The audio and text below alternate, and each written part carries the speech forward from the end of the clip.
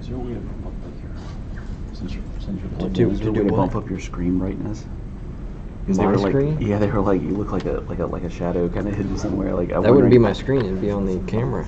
No. I'm wondering if you bump up like your screen brightness on the sequel screen, that like it's like a light, it's like a white reflecting light on you. Maybe there's a way to do white balance on there. I don't know. Oh, you want me to use my screen? My screen as a light It's a generator? flashlight, yeah. Yeah. I'm not, sure. There might be a way to do like white balance on there. Yeah, just a little bit. Not to blind. So That's fine. not to where it blinds you, but you know, they were like, I'm all we're The seeing presenter doesn't need all to we're seeing see. is a shadow, you know. That's fine. Yeah. Let's see how the white is. It's pretty bright for me, but I'm good. I just won't be able to see the audience. Like comedians, they can't actually see the audience. Just a bunch of spotlights. Yep. I won't know who's heckling me. Ooh.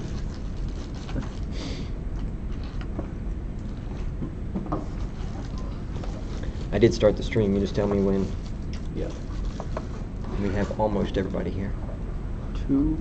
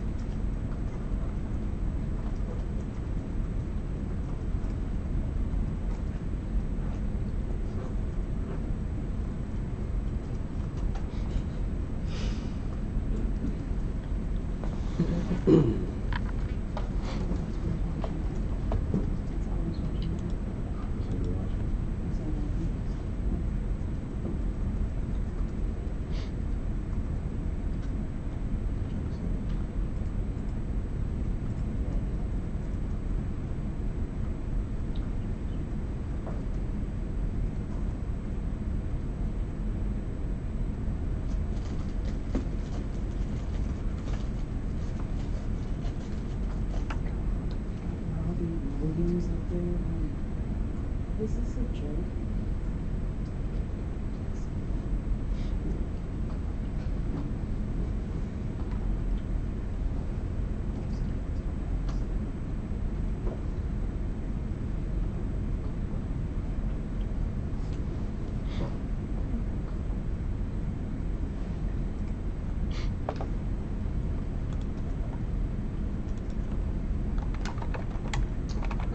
We're good? Yep.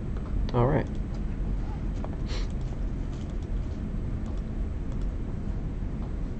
Cool. Oops. All right, welcome back from lunch. Hope you had a good one. Mine was delicious, which is very delicious. I like it. It's got a green check mark for me now.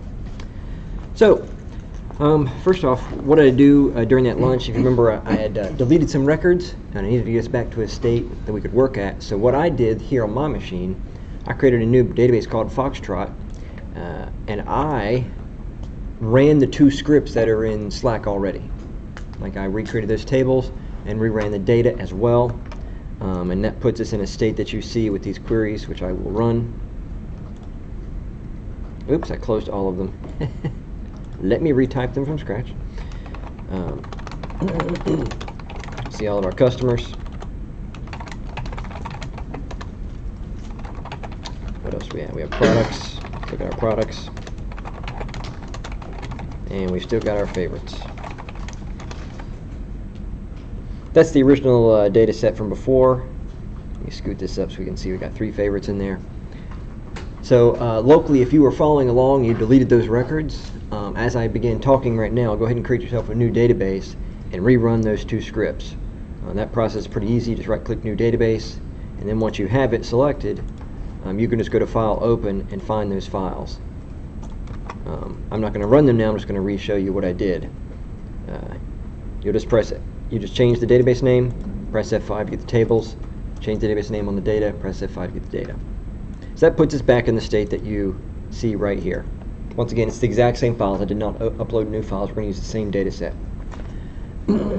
So, looking at these tables, we have a simple many-to-many, remember, via a lookup table right there in the middle. A many-to-many is nothing more than two one-to-manys combined together.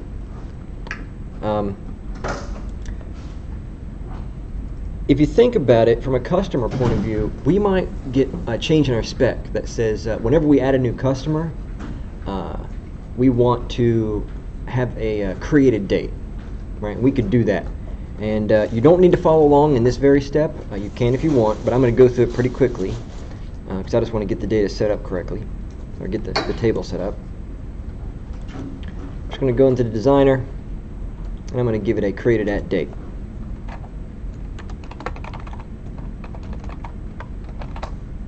I'm going to make it a date time, and I'm going to leave it null just because I do already have data in it, and it won't work if I don't check mark that.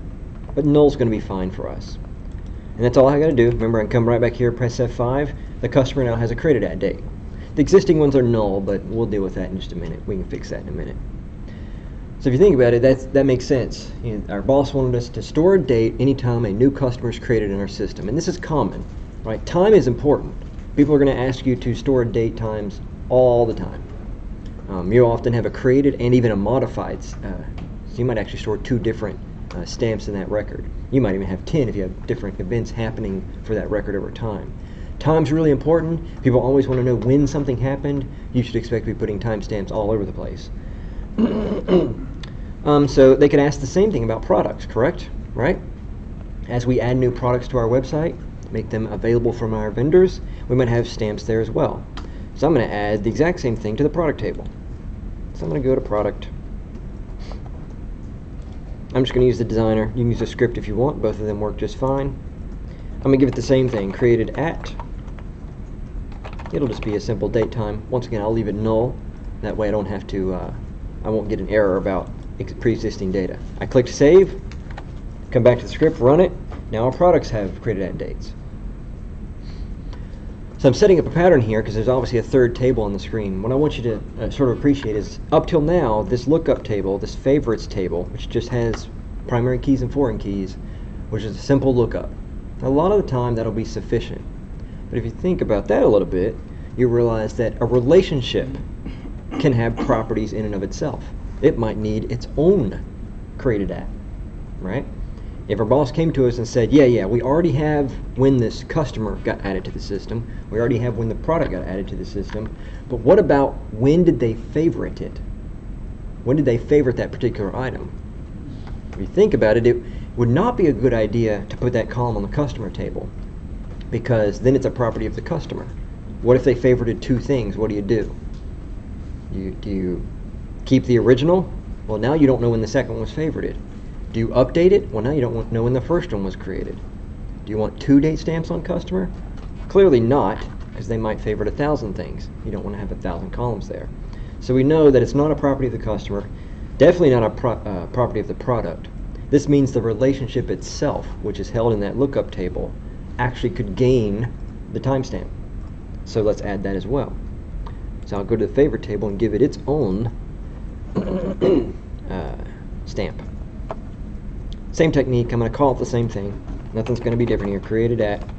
I'll make it a daytime. Oops, I'm going to keep it null as well. I'll immediately save it, and we'll look at our data. Now they are all nulls. The point I want to make here is that up till now, all you've seen, this third table, this favorites table, just had keys in it, but it's normal, excuse me, and common for a lookup table to start gaining its own properties because a relationship has properties. It can have a flag for if it's active or not. One of the analogies that I was just talking to Harper about that I sometimes think of is that a person could have a birth date, another person could have a different birth date, but then might get married later on in life. The marriage license might actually have its own date on it. So that date is a property of the relationship between the two.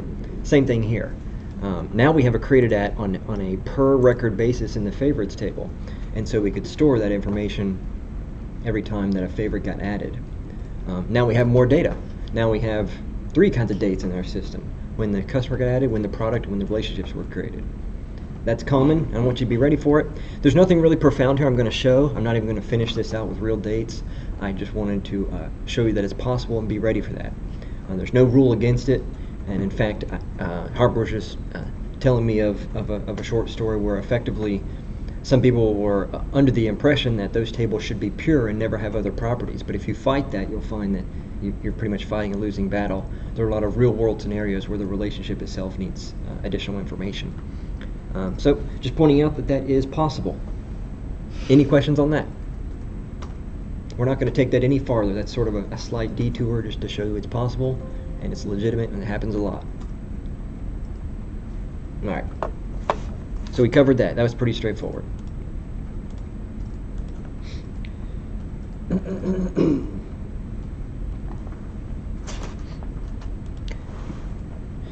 So I want to show you something that I saw when we were working on the previous exercise. I walked around the room and I was helping people out, and I saw something and it made me think of something, and I want to point that out real quick. So you can follow along if you want, and I'll explain what we're doing after I get some stuff typed here. As always, I can select start from customer. We see our same three customers: Alice, Bob, and Charlie. One of the things I saw was usually when you need to bring in another table, you use a join, and that is correct. I've been repeating that to you over and over. But it's actually possible to put multiple tables in the from. And let's see what that does.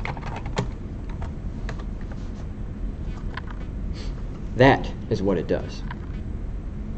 And if you stare at that a while, you got to sort of absorb what you're seeing. The academic terminology is this is a Cartesian product. This is the left side times the right side. That means that there is a row in here for every possible relationship between these two. Now when I say relationship, don't think of the favorites table. That's not on the screen, that's not in play.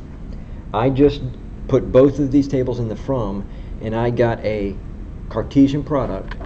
Because there are 3 customers and 3 products, I got 9 records. 3 times 3 equals 9. It's not plus, it's times, it's multiplication. Now this was thrown together automatically. We didn't add any records to the database. The favorites table is completely untouched. This is just a Cartesian product here. I'm doing this as a technique to show it's possible. It's actually not common. It's pretty rare in a production product that you need something that is a Cartesian product of 2 tables. That's usually uncommon, but I want to show you it's possible. So in case you ever see this as a from, notice the word join is nowhere on the screen, but I have both tables at work. This gives us our Cartesian product, and I'm doing this because I want to show some neat stuff to do with lots of data. I put lots in air quotes. We're going to consider 9 rows lots of data. In a real product, it's a pretty small number, but here it's going to be considered a big number. And if you peruse this with your eyes, you can kind of see what Cartesian product means.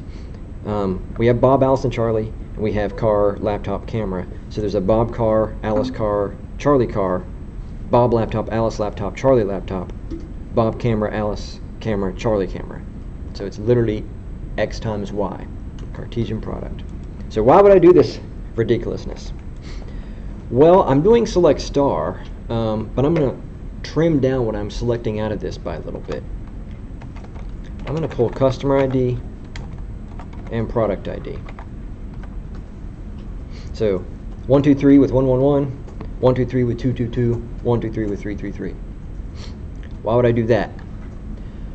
Let's pretend, just for the sake of this discussion, just to show you something kind of cool, that we're going to remove all of our current favorites. So I'm going to delete all the favorites that are in our product first. All 3 rows are gone. So let's review that. The favorites table is blank. Remember, the 3rd table in this record set is our favorites table. Now that it's empty, and now that I've shown you how to write a query that has the Cartesian product, which when I run it has all customer IDs for all products, this means this would be the maximum number of records I could put for this data set into that favorite table. So if for some reason our boss came to us and said, hey, we've got this empty favorites table, let's just put a bunch of data in it, and let's just make it say that every customer favorited every product. Well, that would be 9 favorite events. Bob would favorite 3, Alice would favorite 3, Charlie would favorite 3, the total number would be 9, it'd be this 9. Now you could have written 9 insert statements. You could. That's kind of tedious. There's a lot of characters on the screen if you did that. You could also use the technique we learned about yesterday where you could do one insert statement with a lot of values, but you'd have to hard code all of them. You'd have to do 1, 2, 3, 1, 1, 1, 1, 2, 3, 2, 2, 2, 1, 2, 3, 3, 3, 3. What I want to show you is this is a set-based query language. You can do anything as a set. All right, so now that we have this, and Harper, I may ask for help on the syntax since it's been so long since I did this, but I think I can do insert favorite. Is it that simple? Insert into. Right. Is it that simple? Do I need to specify the columns, you think? As long as they match. As long as they Insert match. into favorite, yeah. I haven't typed one of these in a while. Let's see if it works. That's fine. It wants the column names. No problem. Customer ID, product ID. 9 rows effective. Now this is kind of cool. I hope you think it's as cool as I think it is. We were able to use select to generate a record set kind of in memory and deliver that into the insert into. Notice we didn't type the word values anywhere. So far in this course, we've been typing values every time, at least once. You did insert into. Even the scripts that I generated and put in Slack are insert into. They're doing one row at a time.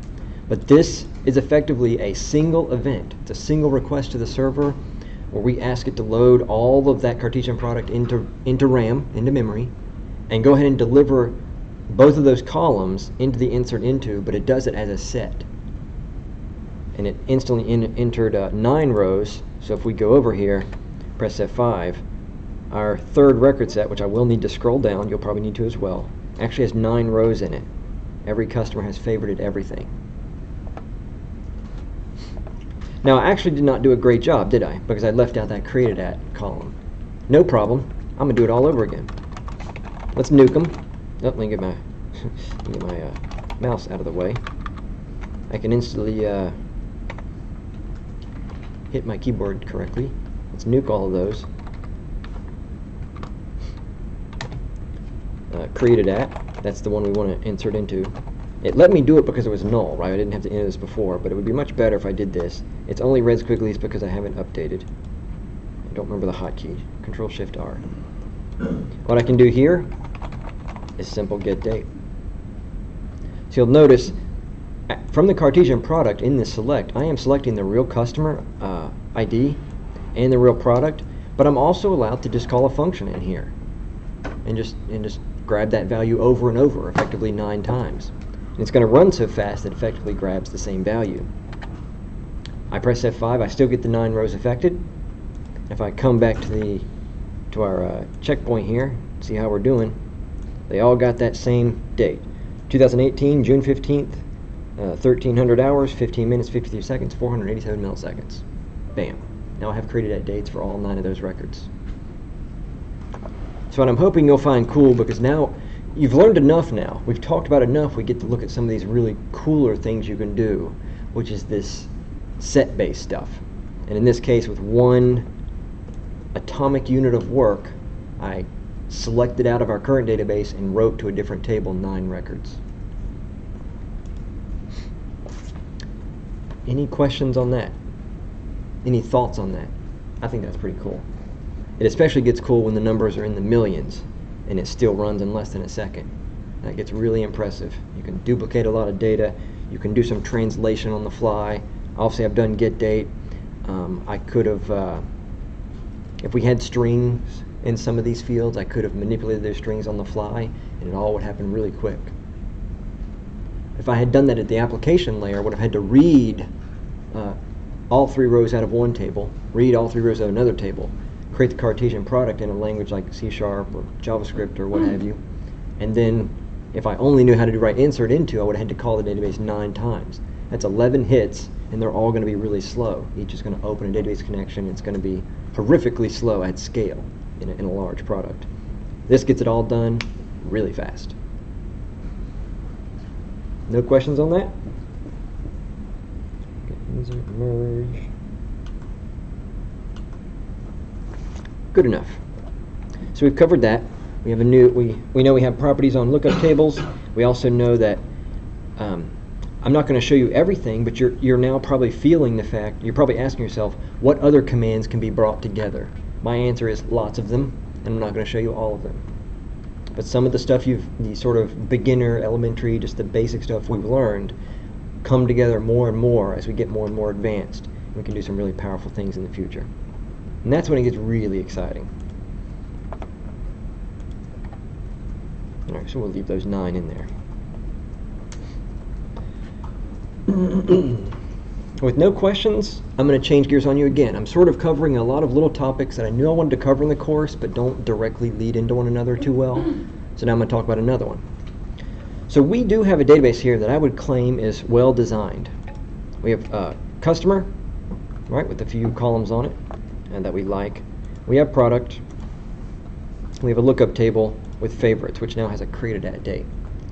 This is a normalized database. People talk about first normal form, second normal form, all the academics. Is it well designed per the value of a relational database, having that power in your hands? I would say yes.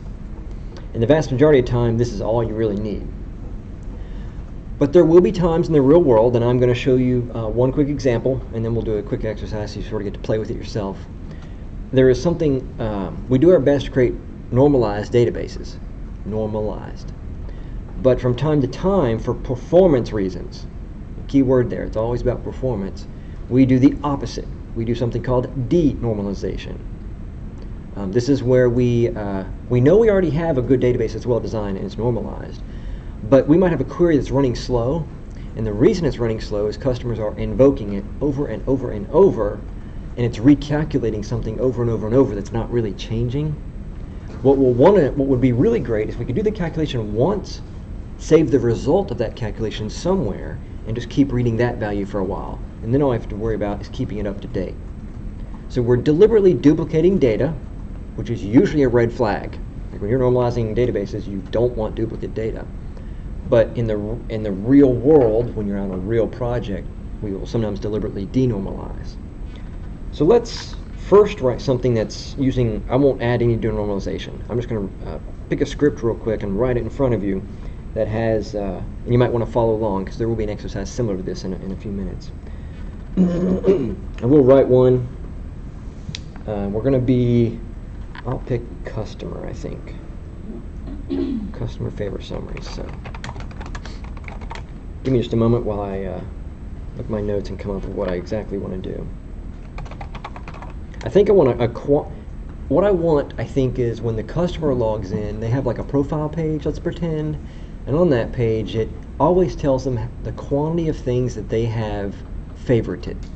Just a quantity. And we've seen quantities earlier today when I did the count star. So we're probably going to see that again real soon.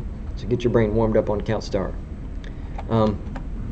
Before we denormalize, we could just write the script as we want. So once again, we're talking about favorites. We did this earlier today. It's probably going to be by customer. So we'll do customer ID. And I'll go ahead and pick customer number 1. Remember, we have a new set of favorites with that Cartesian product. So there's always going to be 3. We'll change that in a little bit, and we'll play with it and watch the numbers change. So we've got the favorites, but we don't actually want the favorite information. We just want a quantity. How do we do a quantity? I heard star. I think somebody probably said it. Did you say count star? Somebody this direction said star. So we're going to do count star. That gives us 3, which is correct. So from the favorites table, which has 9 records in it, filter it down to customer 1, who is Bob, and give us a count.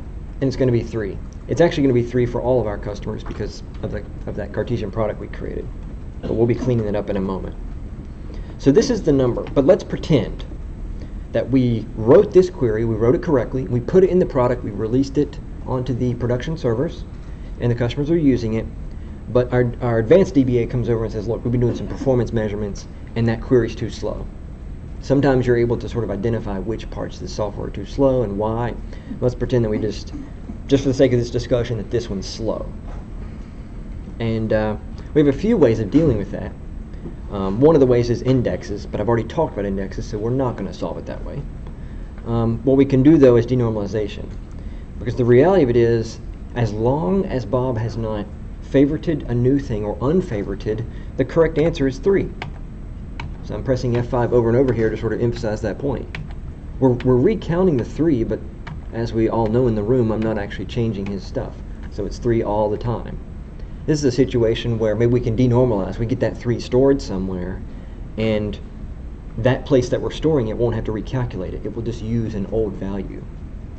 Could be a stale value, but it'll be a value that's either correct or close to correct. And we'll talk about keeping it correct in a moment. So the first thing we want to do is decide what we want to store. So we're going to create a new table. So be sure to follow along. Like I said, there will be an exercise that's similar in a moment, so you're going to want this muscle memory in your fingers. What I'm going to call it is Customer Favorite Summary. It's kind of a long name, but I wanted it to be clear what we were doing. So since we're building a new table, and I am using the designer, we always create that first column. We'll follow the naming convention we have so far of singular name with the letters ID at the end. We'll make it a primary key because we always make it a primary key. And we're going to make it identity 11, just like we've done for the past day or so. And you don't have to click save, but I'm going to go ahead and I like to get a name in there quickly. The reason I like to get a name in there quickly is just that relationship pop-up, although we're not going to use it immediately. It'll have better automatic names if we do that. So that's why I go ahead and click save. But it's totally a stylistic difference. So we're going to be calculating a quantity and storing that. So let's just give it a nice clear name, quantity of favorites, because that's what it's going to be. We're going to be storing quantity of favorites. And we'll make that not null. What we're going to assert here is if they have no favorites, we're going to put the 0 in there. We're not going to have it be null, it's just 0 or higher.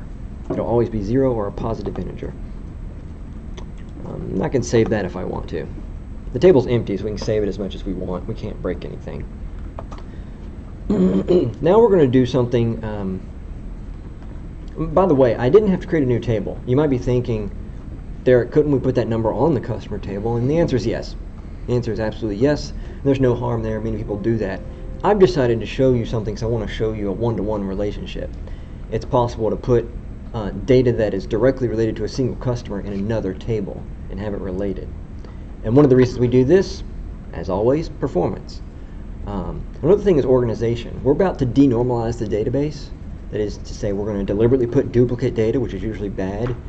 My personal choice, and Harper, I don't know if you guys do this as much as Sightsource, but I like to push denormalized data into specialized locations. So I sort of have a grouping that all the data in this table is duplicated, and it can actually be nuked and recreated safely, as opposed to the real data.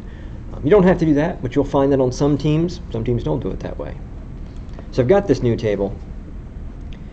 What you might have expected is that I might have put a customer ID on here, but I didn't. And I sure hope this works. I haven't done this in years. I believe I can go to the relationships here and add, just like I add any other relationship. In fact, I actually picked a pretty bad name for the primary key, but I'm going to leave it, customer favorite summary ID. I'm going to point it to customer, and I'm going to pick customer ID.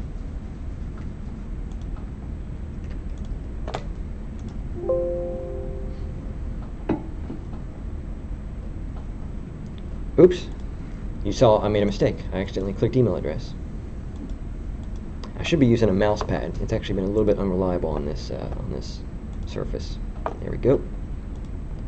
See if I can save that.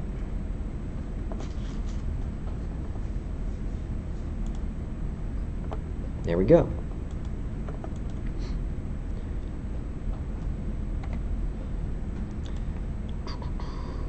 Trying to decide what I want to show next. I think I'm just going to show the contents of that table, just because you might be thinking what it looks like. Let me refresh my list here. Remember, this list on the left is always old and wrong, so we always have to refresh it. And I'm going to copy paste the table name, call it S for summary. So I want to point out that although our customer table does still have the records in it, oops, that's good enough. It's got 3. The summary table has 0. So although I made it linked, I shared their primary keys. Now remember, the primary keys are unique. So unlike when I put the customer ID as another column and gave it a foreign key, that one was not on the child table, I should say. So let me pull down one, like favorite. This customer ID is different from the primary key on the favorites table, which means the customer ID can be duplicated in that table. That's what makes it a mini on the one-to-many side of that relationship. But in the table I just created, I only gave it a primary key. I did not call it customer ID. If you want to imagine I called this customer ID, that's fine as well. Many teams will do that, depending on their naming scheme. But it's effectively the customer ID, but because it's unique, and the thing it points to is unique, which is customer ID on the customer table, we call this a one-to-one. And that's because one of the keys is in charge. Remember, the child is still pointing to the parent, but this parent can have 0 or 1 children, but not 2. So there can be either 0 records in this summary for a given customer, or there can be 1. Right now it's 0 for everybody, but we're going to fix that in just a moment.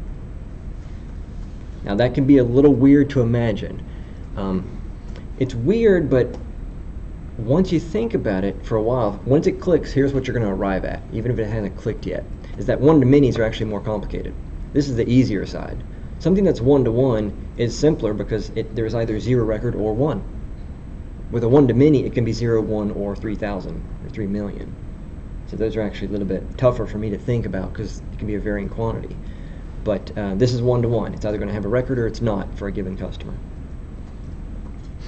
So it's empty right now, so it's not really useful. Right? It's pretty much empty at this point. What I really need to do is give it an initial population that corresponds to all the customers in the database, and I want to initialize that quantity of favorites to 0. How would I do that? I don't want to do 3 insert statements. That's boring. That's tedious. How can I do it?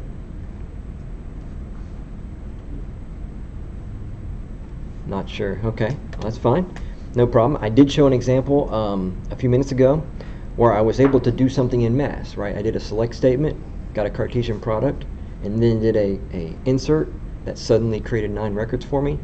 I can do something similar here, which is actually simpler. So let's do that. We select all customers. All we need is their customer ID. Trimmed it down to 1, 2, 3. These are the primary keys I need to insert into that other table. And just like in the previous example, all I have to do is do an insert into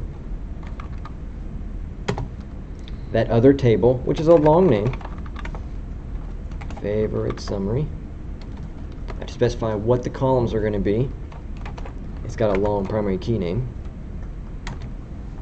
Quantity of favorites. And to make this easier to read, I'm actually going to indent this just so it's easy to see. Remember, white space doesn't matter to the computer, so I can do a little new line for you so you can see all the column names. Customer ID, and we're going to initialize quantity of favorites to 0. So before I run the insert, just so you can watch, I'm going to run the select. So it's 1, 2, 3, 0, 0, 0. That's actually exactly what I want to see in that new table. 1, 2, 3, 0, 0, 0. I don't even have to name that column because the computer doesn't care about names. As long as they are not duplicated, it's happy. And blank names are fine. If I press F5 now, oops.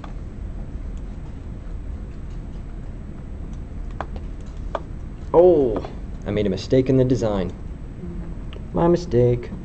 So what it's complaining about is, out of habit, I made it identity 1-1 for the primary key of my child table. But because it's a one-to-one relationship, I'm actually not supposed to do that.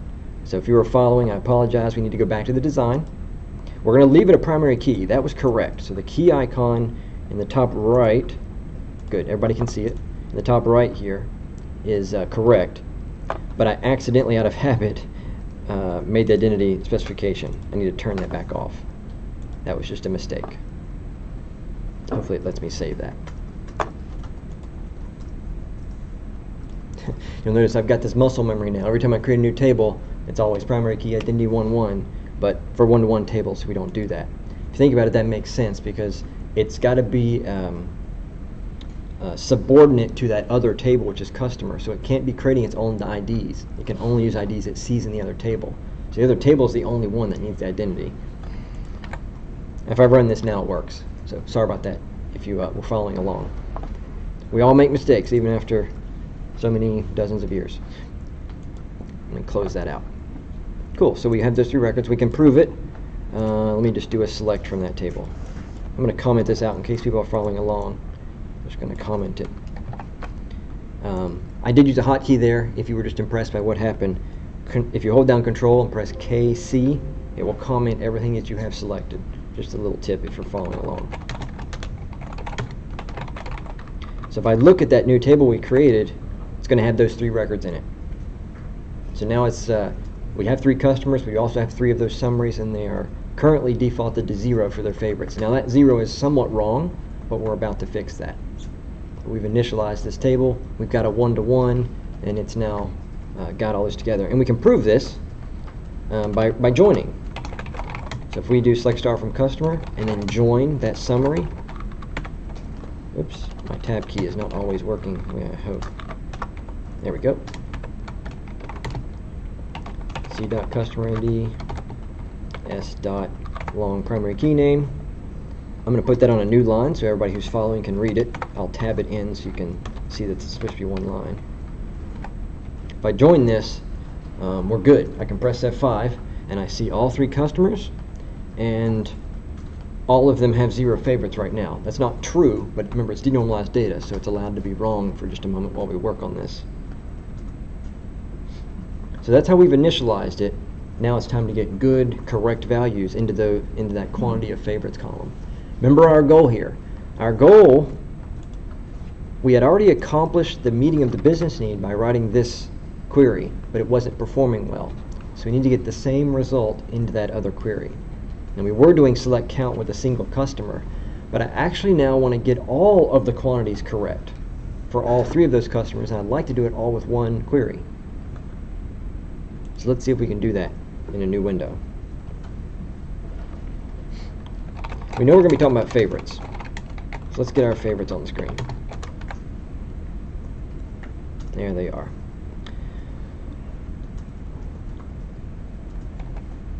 We have a set of 9 records, and we want to handle subsets of them. What keyword do we use? Because we only have 3 customers, but there's 9 records on here. How do we address sets of 3? Anyone? Group by. Got it in the back. Very good. We'll group by that customer ID. Now remember, now that we've done a group by, we can't really use the star anymore. We got to go ahead and give it that customer ID. We've succeeded. We've now narrowed it down by customer ID. Each group has 3 records in it because we did that Cartesian product. So they actually all have 3 favorites right now. But we don't.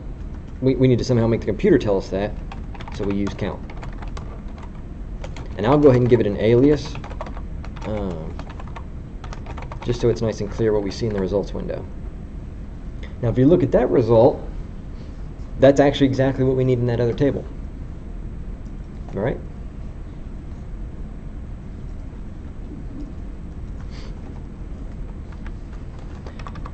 So what we're going to do this the cheesy way of updating all of them at once. We did an insert that set them all to 0. But we can sort of cheat because the record set's small, just to sort of baby step us into what we're trying to do. We can actually remove everything from that table and refill it.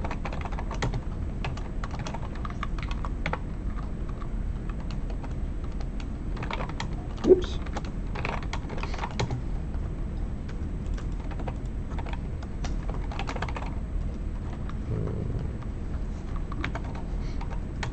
I'm going to type this and then I'll speak a little bit more. I'm going to get this on a new line so it's easier to read. So there's a lot on the screen here. We're combining a lot of the skills we've learned in the last day and a half or so. We do have 2 different things that are going to happen. So for completeness, I'm going to go ahead and put it in transaction. You don't have to do this if you're following along, but I do want you to sort of get a feel for what I was talking about before lunch. Which is when you're going to be doing multiple actions and you need them all to be completed at once, it's often the right thing to do, not always, but often to put it in transaction. So I'm going to do that just because I can, to show you sort of why we might. And And once again, it's because this delete and insert, I'm just asserting that it either all works or it all doesn't. I don't want it to delete all of those favorite records and then only get halfway through the insertion and fail for some reason, and now I have a bunch of records deleted and never replaced. That might put the data in a situation where joins created by other queries in our product fail. So I press F5, you can see it actually did two different things. The first three rows affected were deletions, and the second were reinsertions from that selection. And that selection had that aggregate. So if we do a little drum roll action, we press F5 on that other query just to see how we look, we're good. This quantity of favorites went from 0, which is what I had when I initially manually created some of those tables, some of those records, excuse me, to 3s. Now they're all 3, so that's probably not impressive because we did the Cartesian product. They're not exactly what you were hoping to see. So if I go back to the original query, I'm just going to manually pick, kind of at random, one record to delete for Bob. Give me a second while I got myself lost. I'll just take a guess. Nah, I won't guess. Let me just reselect and see where we are. From favorite. Let's see where we are for Bob. All the records with the number 1 are Bob's for customer ID. So I'm going to delete favorite number 18.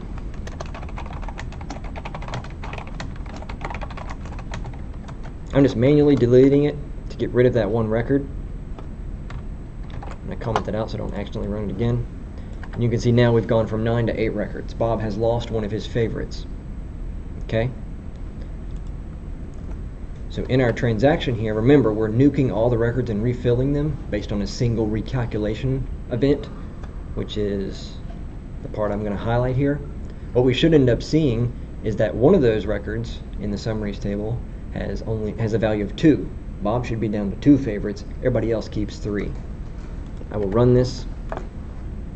We do get 3 rows affected.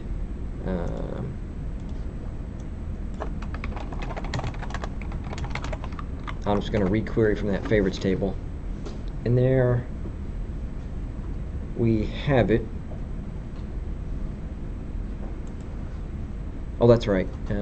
Maybe I accidentally did Alice. I must have accidentally did Alice. I did. This is my actual query I should be running so we can actually pay attention to this. Here's the current state of the data rejoined. Bob remains 3. I forgot. When I deleted that one favorite manually, I must have maybe made a typo or picked the wrong one. But it still worked correctly. We still have 2 of the customers who have 3s, and somebody did lose one. In this case, Alice. She lost one of her favorites. Now the key here is we originally had I have too many windows open, a query that was working correctly. Remember, this is the query that was working correctly, the product that was working too slow. What we can now do is write a very similar, yeah, it's still 3, similar query, but now we're going against that summary table. Our S dot and its favorite is 1. Remember, that column is effectively the customer ID. So if we run these, we get the same value back. The difference in these two is that their performance is going to be dramatically different over a large record set. Because this top one had to, remember that favorites table does not have it actually does have an index for uniqueness, but pretend it didn't. It might have to scan the whole table to find that customer ID and all the records that have the customer ID and then do a count on it, and that's what was slow. The one we created here is much more performant. It comes in on the primary key and grabs a pre-calculated number 3. That is the act of denormalization. We take something that the database already could give us by calculating it on the fly, but for performance reasons, we decide to pre-calculate it and store what you might call a cached value, a temporary value, into a different table, but the lookup on that table is much more performant. For a record set this small, that might not be impressive, but there are some really cool things you can accomplish by denormalizing and pulling that data off. And that is the entire process. There's a little bit of an asterisk I'll put here. There's obviously these numbers can get out of sync. If you were to ever add or remove a favorite from any of the customers and forget to run this, the denormalized data is stale. It's out of date. It could be wrong. It doesn't actually reflect the current reality. It reflects a reality from some time in the past. Depending on what project that you're on, that may actually be okay, or that may be considered a bug. That will actually vary from project to project. One of the ways the world accomplishes some performance improvements is that we actually lie to customers. We actually lie on the user interfaces, and they see somewhat stale values. If you've used some products, you might actually get this feel. You might be using a website, and you'll see like a balance in your bank account. Is a good example. You'll go to the transfers column, and you'll say initiate transfer, and it says complete.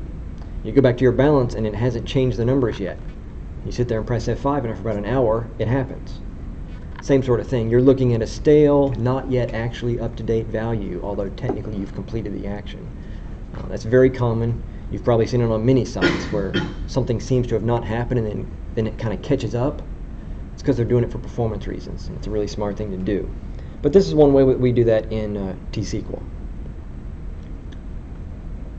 Any questions on that, on the topic of one-to-ones, or what I mean by denormalization, or why we do it?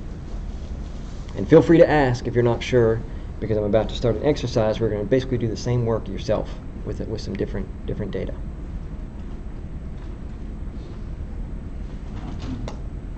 Any questions from Winston-Salem? All right.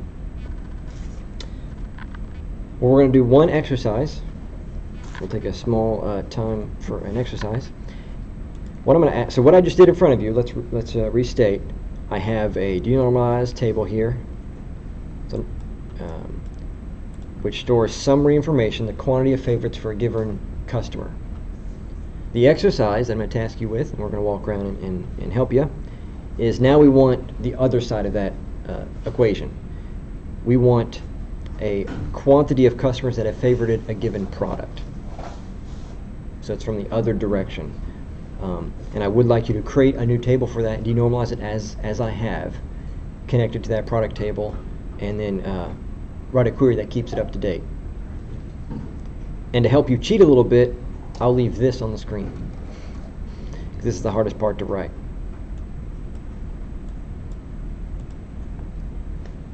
Any question for me before we get started? All right, create a new denormalized table for products. Harper, do you want me to stop the stream? Yeah, you can go ahead and do that. Okay. You may want to post the exercise into the slide. Restart the stream.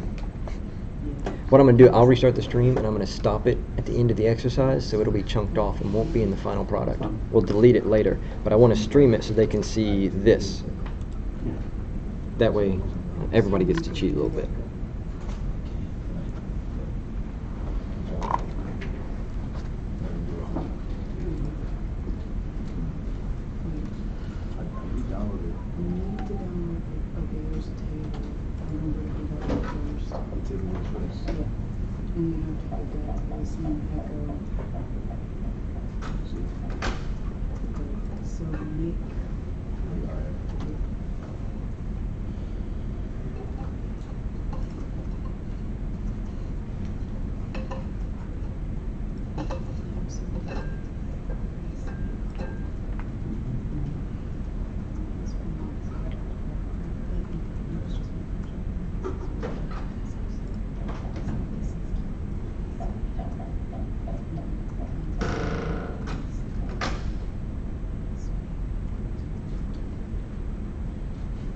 Did you do the table? Yours looks different. Did you do, oh sorry, it's a new database. Did you right click database and make a new database? Yeah. Just looks different. Okay, and then you save the table. Just select Control F and T. Or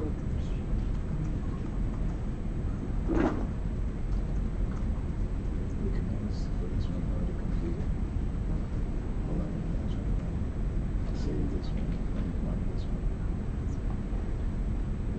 Okay. It's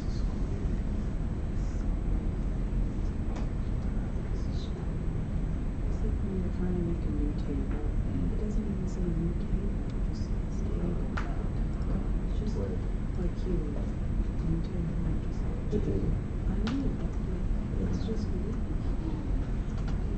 Yeah. New database, but just table. I didn't expect you to know that it was on the first day. That is back in, I don't know.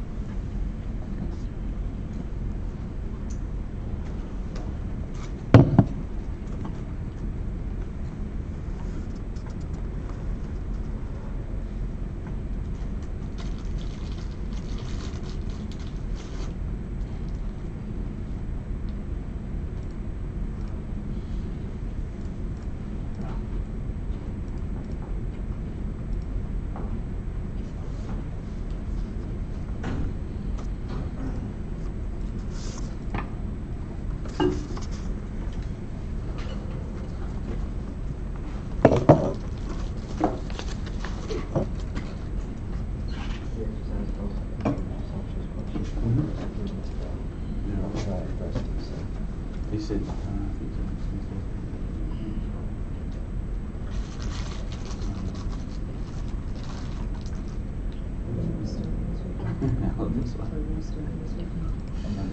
Oh, it's Bobby Taylor? I'm not going anywhere. Yeah, Bobby Taylor.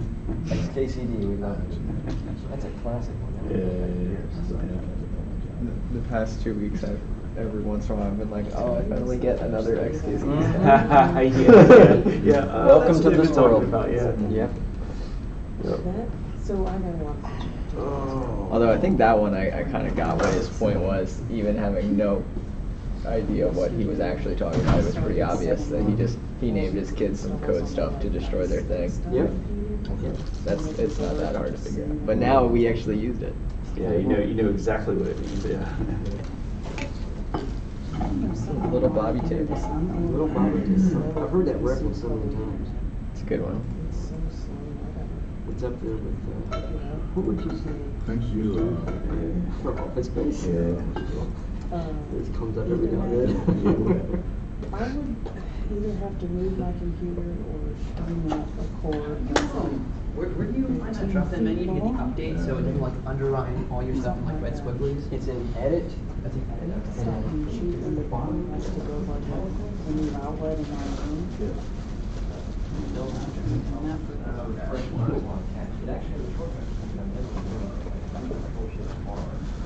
Okay, that works. And this is the same thing right now. Yeah, I gotta remake them. That's 2 weeks. Okay, so just refreshing inside the Alright, save documents up a or will little not money. refresh here. Okay, right. But intelligence Use your reference there. Yeah, so you're pointing to the other one, and that's already got all these tables. My program, it's not quite a helpful, but it's still coming out. Would you follow along with me? You want to create a new one? Oh, so that's already. Uh-huh. Now, does that have a space? key on your screen, and you reach it. Favorite Okay. space. But it actually opened a transaction, locked the that's table. funny. locked It the- is, you don't, you want to rename it, you don't want to, space it. Okay. Box, And then you I always went to have it. Kroger and I came home, I just found this key, and all this stuff was in my What do you think? Well, no, I mean, she was writing it, it was actually 3 days out.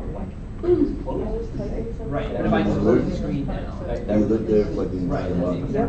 so it doesn't matter, you still have to pay. Yeah, only he was. Okay, well, But, that's. which is why I don't like what do that update to the health system. I know. Deleting your Right, because I know they can keep it. My name and my So, billing thing got like 3 years ago. Okay. Well, If you ever live in Richmond, you know, Oh. you've got to watch out for your Okay, get it. landlord. Yeah. And you also have And to so be it's smart. just because it's the exact same challenge that instead of The like thing doing is, my once I customer was by in product. there wasn't anyone to go on the store door. I didn't want them to try and kick me out. So if you don't change this thing, when you run this, The less they went on there, halfway, the like less also. like automatically I got changes screwed that. because So I it's like, but then you either have to rip this stuff out, which is okay, and name it that, or you have to change it up to the script. Like when it says use, it's almost like the script going up and then clicking a different space there. So when you're running that, you had the right thing chosen there, but when you ran it, it would like reset it back. So that top of the script would sort of reset it back. So now, when that thing, and then Just making that another in column class in the now. row. and then same thing with the data, yeah. Just make sure that use thing at the top is pointing to the right database. Or remove it and select those out. So kind of the same thing. That's what we're doing,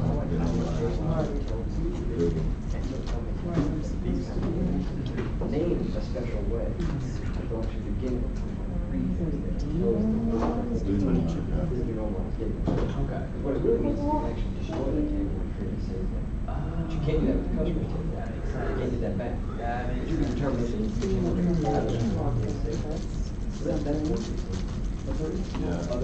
Dude, it's a wrap. I hope they, in a different table. I hope all these If you're screens. trying to scan the original, you don't have to walk over that table. Right. Right, so that integer isn't in the customer table, which means the customer table remains really small. And you can browse that really quickly. Yes, and if you run queries over the original table, they won't have to take that. This is kind of a contrived small example, Right. but imagine if you deal with 10 columns, really big notebooks. We wouldn't want all those packed into the customer table, right, those regular packed. Yeah, that makes a lot of sense. Especially if you have counts on every single customer page, and like every single Yes. page load is reloading, would be running those things. It would just Exactly. crush your application's If you performance. think about it, there's probably some products you can use where if you have a profile, it's a lot of summary there. They're not recalculating the universe every time you put let's see what we can do. They're doing something like this. A lot of times those types of things too are stored in like something like Redis that's like crazy fast, like an in-memory database that stores like key value pairs. So you might have like counts and things like that in like an in-memory database. And you're talking to your SQL database for that stuff, and then for every one of those page loads, you're kind of grabbing stuff out of something really, really fast, like Redis or whatever. Right. Like for those little cache kind of Yeah. items. So you can pretend You might cache them in memory, you might cache them in One other of these places different too. products. One of these different services. Okay. Now you've distributed that load across the servers, which is great. That makes a lot of sense. Yeah. Okay. There's reason to separate it, but your gut instinct is correct. Mhm. I didn't have to. Right. There's no, I was not technically inclined. Right. Customer But it's some trying to show us. Okay, yeah. But conceptually, It's the same thing. Okay. That's the thing. Tables or whatever, you sort of right click on and you read. There's also some, That's good. like alter table and then some have you go to the alter table and you can. And you do your shape basically. It's like sitting there for the past couple of months, and I used to do some different PHP stuff with SQL. And I started building this modular project, and we were just hitting like, because we weren't really doing any CRUD transactions either. So it was like, when you were going completely easy, you just had billions of data points. It was just so fast. I was like, oh, I should just mix it in with Angular and Node, and it's just like driving up the road. What's the common? Well, I'm doing this instruction. of customers. I'm trying to see the two columns we need for this. For the. Like summary, customer favorite summary. I think I actually made that. Oh yeah, I don't. One column said customer favorite summary. Oh, and the other says quantity of customers. Okay. Well, it's so dated now, right? It's like I did some stuff for SAP a little while ago. It's just, we were doing SQL in our class at BC here last semester. It's just sitting there going, why do we keep continuing this stuff? Can't really get away from it. So many people have used it.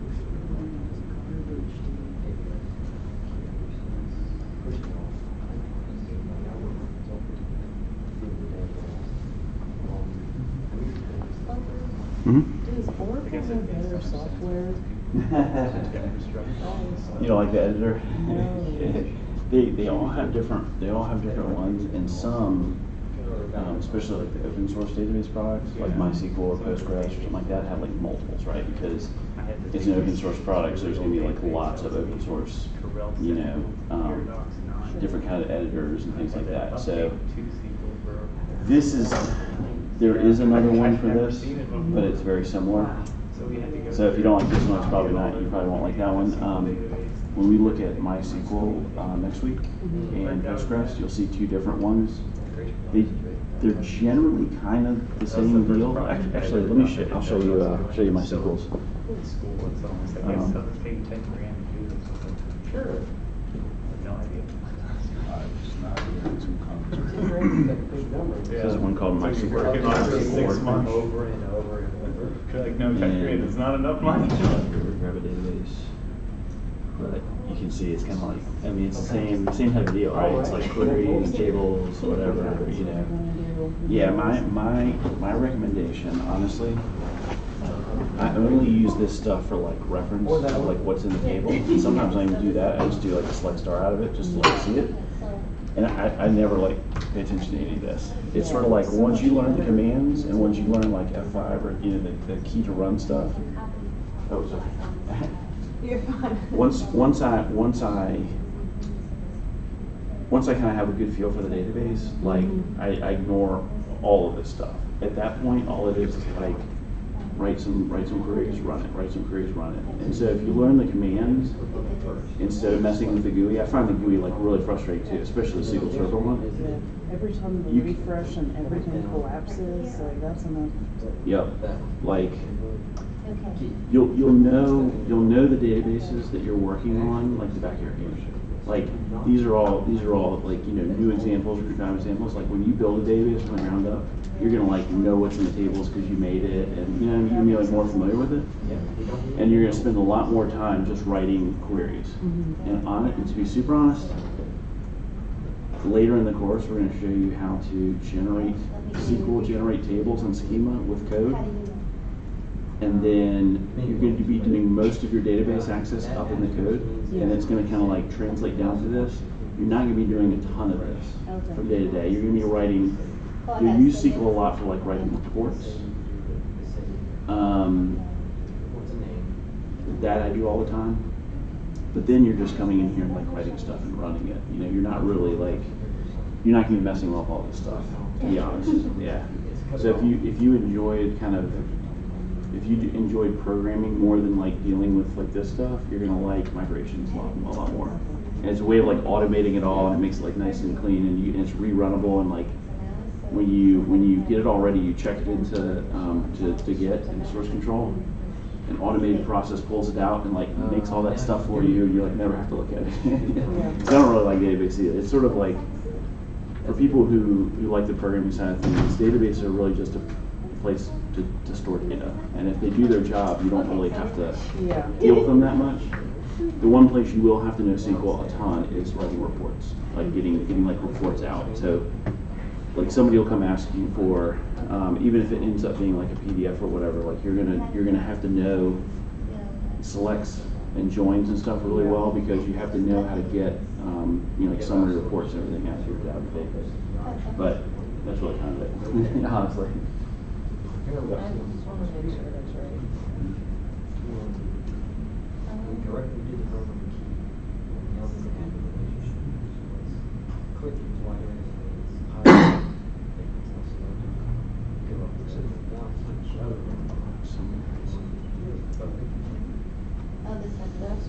what the goal was. Should have asked him. I think so. Let me look.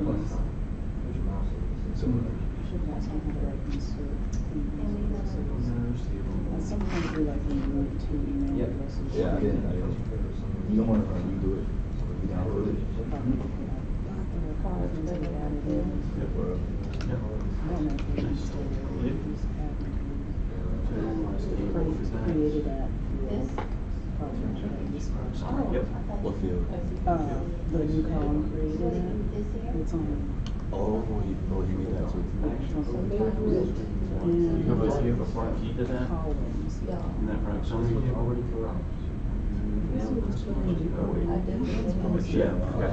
Portugal's got a penalty, 2 minutes. We're not going to take a penalty. I didn't miss it. 3 minutes in. It should. If you're used to like, I mean, I know you have a math background, so if you're used You get to like, fouled in the box, you like get a set penalty theory and kick. stuff like that, it's very, very light. That must be Yeah, I mean, it's at the end of the math. I mean, it's Cartesian products. If it's still tied, then just go show. Joined, so kind of put it in like. Only if it's a knockout game. So and this is 4 group stages, so they can just tie it, and then each team gets 1 point. Winner gets 3 points. You get 1 point. Tie, each team gets 1. Obviously, There are ways. it's Ronaldo. I mean, they're quizzes Take your shirt off, just, dude. I mean, hundreds of dollars long, with Everything different he joins, says is so different. perfect. Are you even excited? You know, queries is like queries within queries, like You got a shirt return on. results You're that they excited if your get shirt's used by other things, and Like it's just. foreign key, I think. Yeah, I don't know how But to the general do pieces this. of it, Hit that You figure it are out. all the same. It's just how you kind of. I might, dude. I got it. I feel like I've said it. No. Oh, that's I hard. feel like I said it as a. Favorite summary. You got a PO. You got a typo. Insert into product. Nice. Product.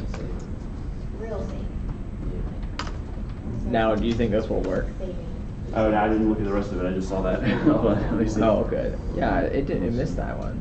It was talking. It had an issue with this guy. Well, I was really shitty Well, that's right. You have your product favorite summary set up. Yep. Okay. That's customer. Looks right to me. I like this a lot. It does not like line 10 whole profile. because the select list is not contained in an aggregate function or group by. Ah, so remember, you see your select right there, product ID. You look at your group by. F customer ID. That has to match, right? The group- So I need to do all this down there or just the F product ID here? Yeah, those have to match. Like that? Yep. Isn't it like always like if you're using group The group by, you always have to match your The select The has, left, is that right? the select has to match except for the aggregate columns. Okay. So like whatever you're grouping by, which can be 1 column, it can be 2 or 3 or whatever. The select columns have to match your group by except aggregate functions. So you can have select customer ID, name, average of this, min of that, max of that, sum of this, whatever. You can have 100 aggregate columns, and your group by is going to be customer ID and customer name. Like that part of the select, any non-aggregated things have to match. And then the rest of them are, because you have to know like what your groups are, and then you can do the math aggregated columns on the rest of them. okay. Okay. And it's usually just 1 or 2 aggregate columns. I mean, typically. Freaking Ronaldo. Somebody kick him. You mad? Yeah. Although I don't know. I hate both of these teams. Screw Spain. Nobody likes Spain. Portugal and Spain. It's just who's your favorite inquisitor? Yeah. Yeah, so the center back for Spain hooked my guy Mohamed Salah's arm in the UEFA Champions League final and then fell on top of him and dislocated his shoulder. What? Yeah. And then Sounds the like he was flirting. European Jiu-Jitsu team, official Twitter, put out a statement. They were like, "Hey, this move would be illegal if you did it in our thing." That's a call out. Yeah. I've never heard one. That's funny. He didn't get a card. We It was a can't foul. even do this shit. The guy stayed on the freaking field. Should've got a red card and we would have won, but no. They're cheaters. Who's we again? Who are you? Liverpool. Liverpool. Well, it sounds like you're doing everything the way I did it, if it's not working. Hold on. Alright, so I think I've got an answer that makes sense, but I also don't know what it means. Product favorite summary ID. With pretty much anything. Like, what is this?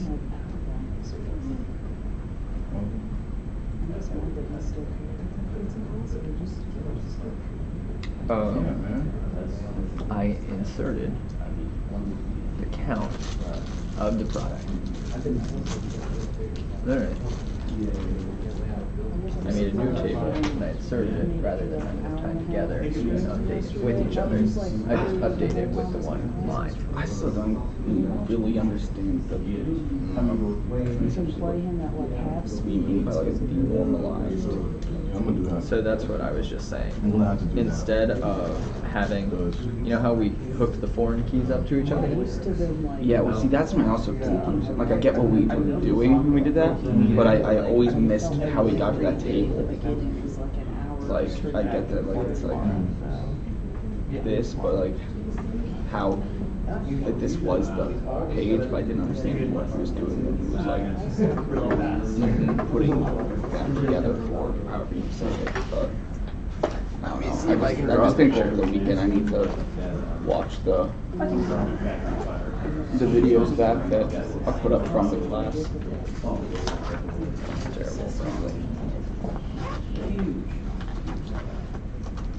Terrible.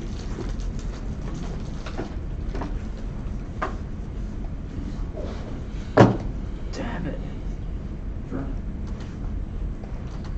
I guess that was his weaker foot. We all have one.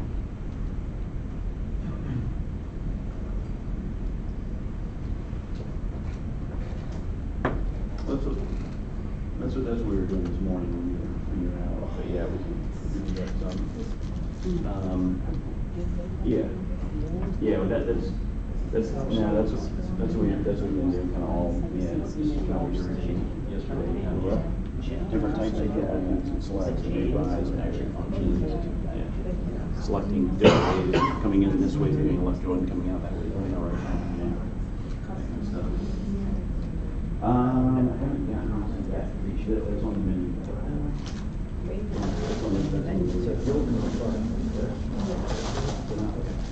Yep.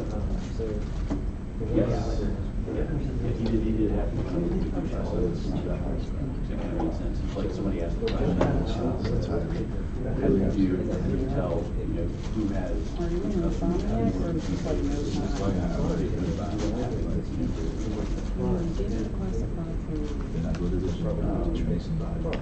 Also, Portugal scored on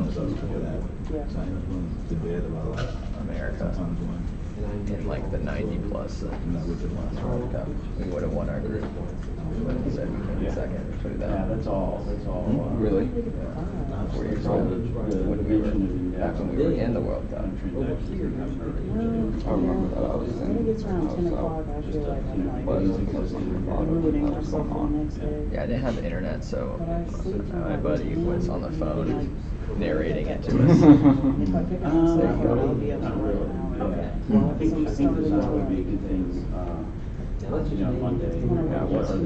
This morning. Because you assume, 90 plus minutes, you're like, oh, we did it. Nope, they scored and tied it. At 2 a.m. Have a design session. At 2 a.m. Yeah. I think I like that. It's just if I feel like I'm I sleep too much. I think so. So if you look at the, you pull up the thing for.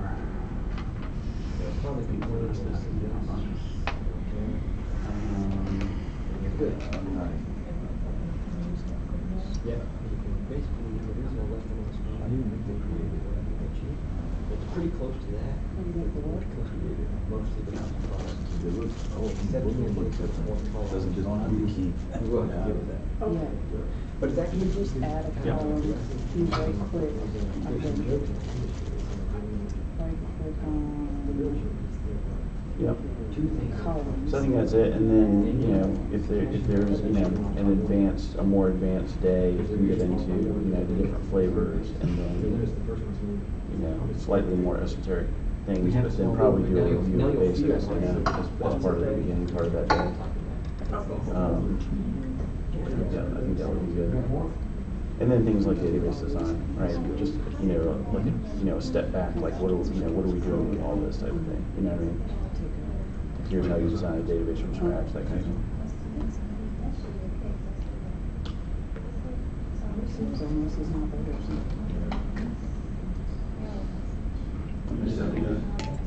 You listen? Yeah, we just have to get, you know, permission to make sure it's not. It was like legitimate work for the first week.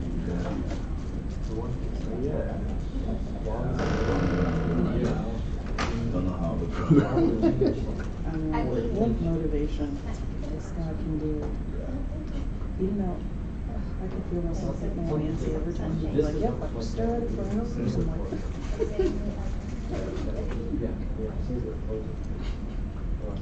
Now it's real. on the last day he came back, just in the Yeah.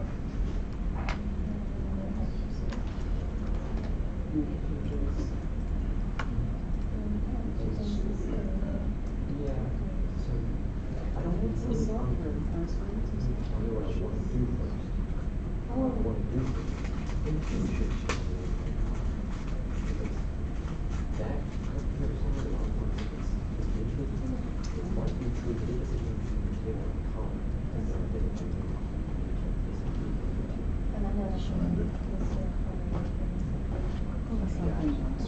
You might want to Did you finish these? Oh, yeah.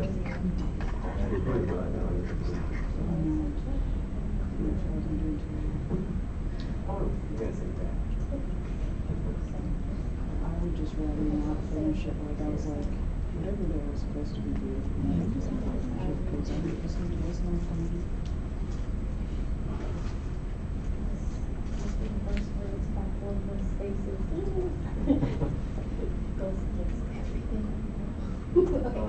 Stay in the city. Give it a try.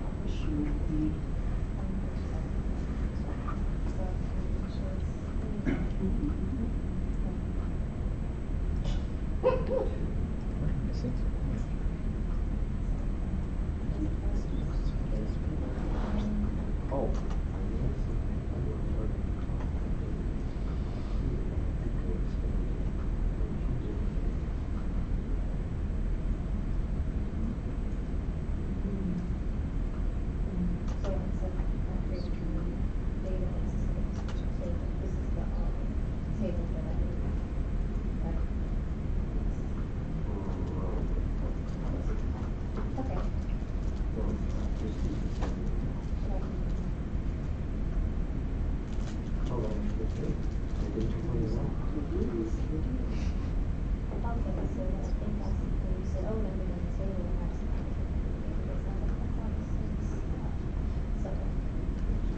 This probably works. In fact, if you run it again, you'll probably see yeah, I think it's working correctly. You can confirm it by select star from that too, but I think I see two letters. If you were to do a create instead of inactive database, I think you're going to see the correct two letters. Just because it did fail. So probably.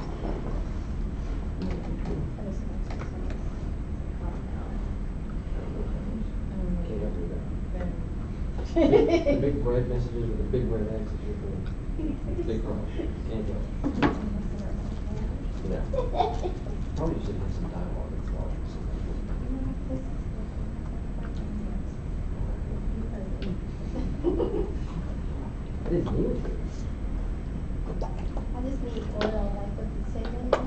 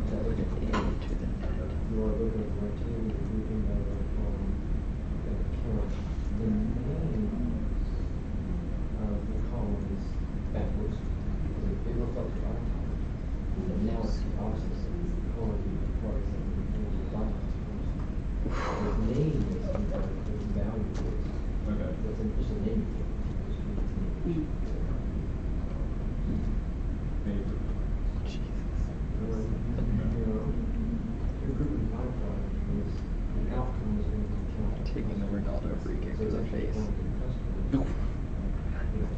Hits the ground. It's like flies.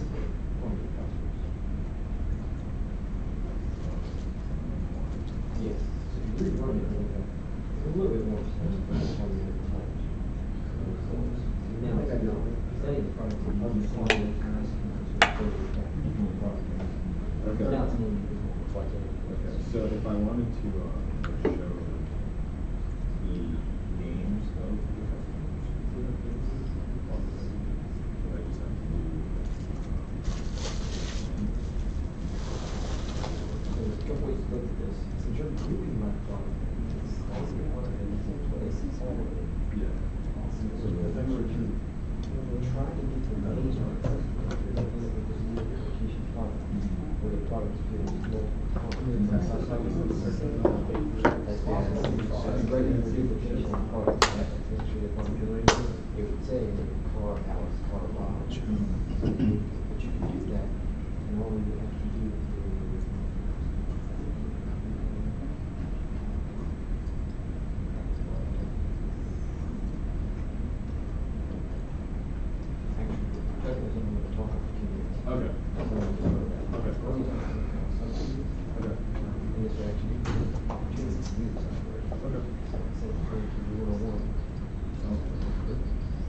that's actually very nice thing.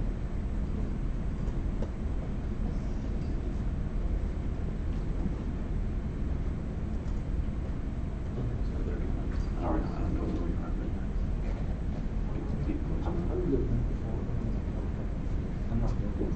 okay.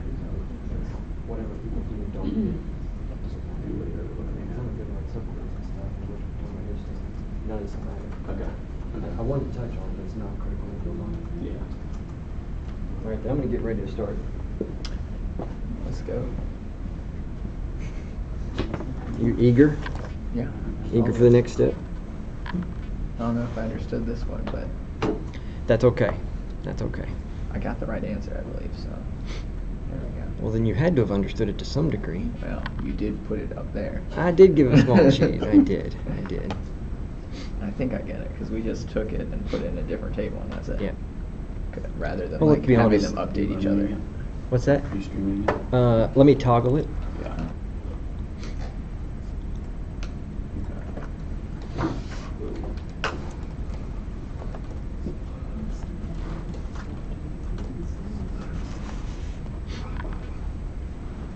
Let me know when they can, if they're good and if they can see it, if it's live. Because I did have to toggle it. They might have to restart it or something.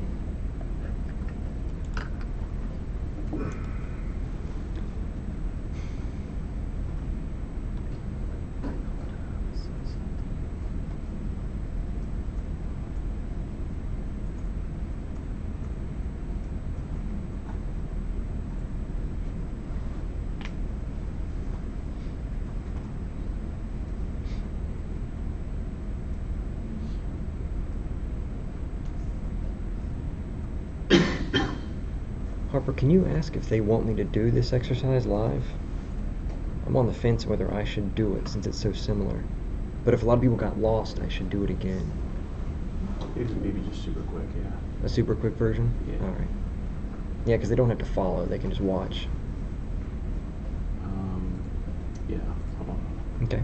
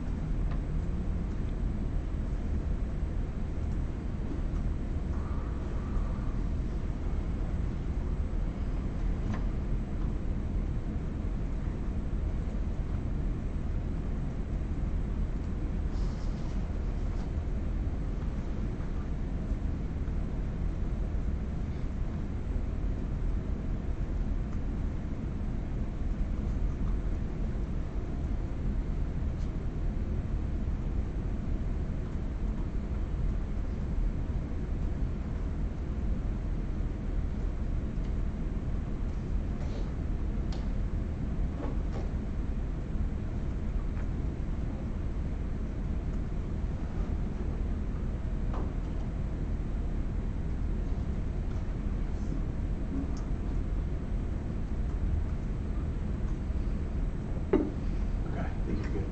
All good. Cool. Welcome back. So we had an exercise. I went through a first example. Remember that what we wanted originally before the exercise was some table that had pre-calculated how many times, how many favorites a given customer had. The exercise was to basically do the exact same task, but from the point of view of products. So answer the question on a per product basis, how many customers had favorited it. It is effectively the same thing. I left this cheat up on the screen here and up on the stream because once you got the table designed, which is probably the hard part, especially since I did make a mistake in my first iteration of it, which I apologize for. Once you get the table designed, it's basically the query you see here, but reversed in some way. But just to sort of reinforce it, because a couple people did have a few hiccups in just getting all the ducks in a row here, I will go ahead and do the exercise. I'm going to go through it rather quickly. You don't need to follow if you don't want to, because you've already tried it yourself. So now you can just watch, and I'll go through a little bit quicker this time. So originally I called it Customer Favorite Summary because it was a summary of favorites for customers. But the new task is for products. So I'm going to go the complete opposite direction and do Product Favorite Summary. And I will give it an ID and make it a primary key. I will not do identity 1-1. I will not make the same mistake twice. That's good. I will go ahead and give it a, we'll go ahead and put the quantity. Now before we called this quantity, actually quantity of favorites actually still applies. That's actually not too bad of a name because it's favorites for that product. So that's actually, we can actually use the exact same name. There's nothing wrong with that. I will, I'm going to actually go ahead and save the table. It'll actually help with the naming of the foreign key, which I just personally like. Remember, it's product favorite summary this time instead of customer. We're doing the same steps we did before, but with different nouns. That's all I actually changed up on you was the nouns. Let's do the relationship. I'm clicking the add button real quick there. Triple dots. I want to reinforce that when you open this pop-up, remember that the foreign key table is the one you're on. You can ignore this part I'm highlighting. You can't even change it. So just ignore that. That's just where you are. I always go ahead and pick the correct table from the left here, product. And a critique I have of this UI, which I could tell was messing up a few people, which I blame the UI. I don't blame any of you. This white space is actually a drop-down, and you have to click it for this UI to fill out the purpose of the UI. But you can't tell that till you put your mouse there. Just remember that.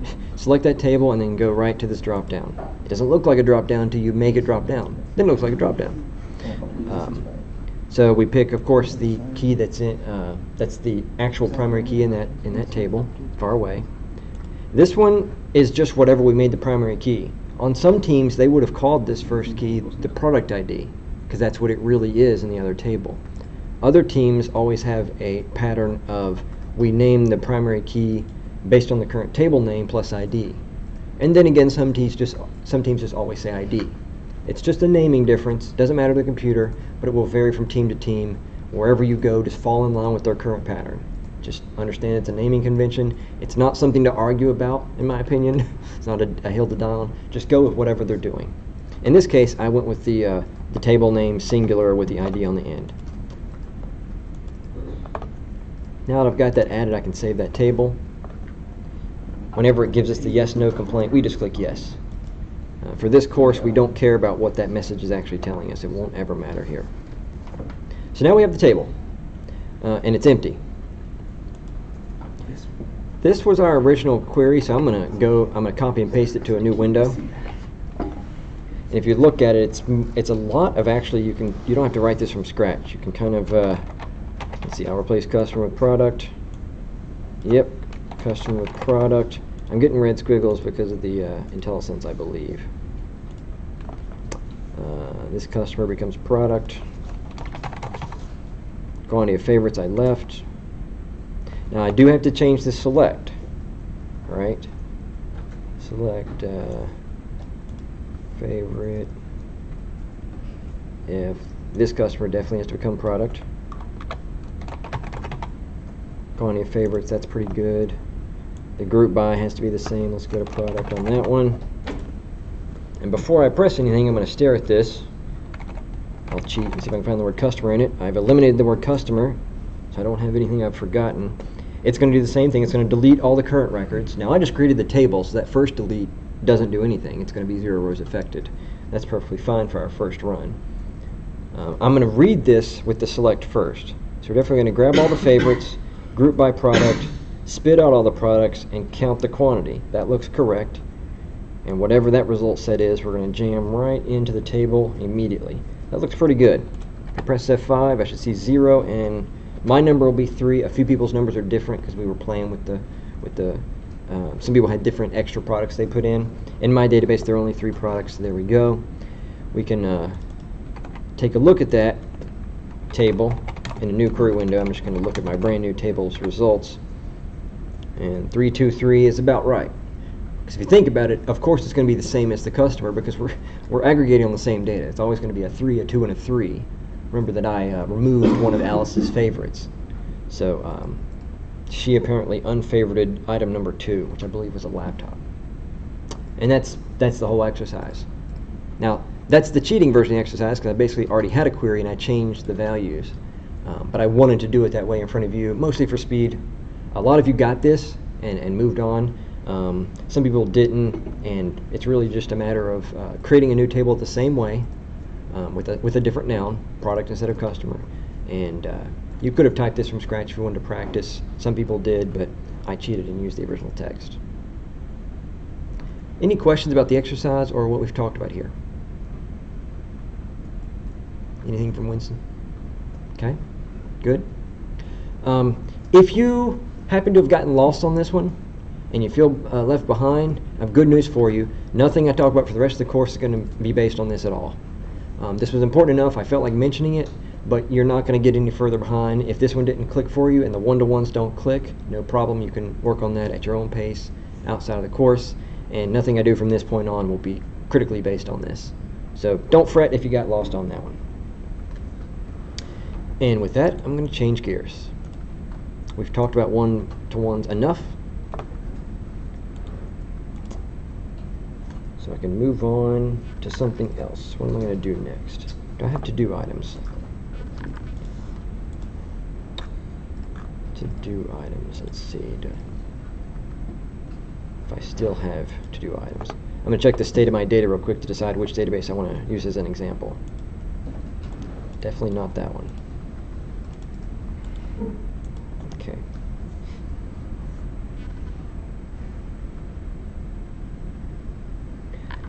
So I'm going to revisit something we've talked about before and use that as a stair step to something else I want to show. What we're going to talk about now, I'm still going to keep it favorites, I believe. Let me start with customers first. So let me type. You've actually seen a query just like this earlier today, so I'm just going to type it and then explain what I'm going to talk about.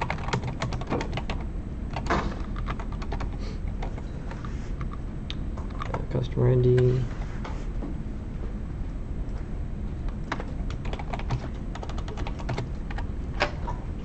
everybody's favorited everything. Alice is number 2. And if you're trying to keep up, I will summarize what I'm doing in just a moment.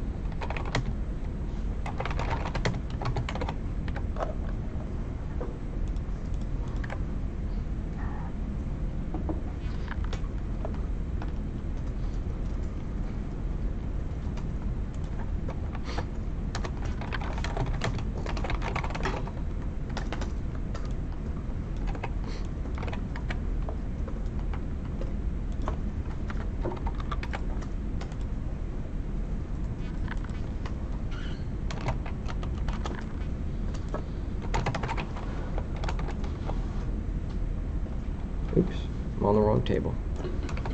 Bear with me just a moment. I didn't do the Cartesian product in my notes to myself, so I'm not ready for the database to be in this state, so I gotta fix it real quick.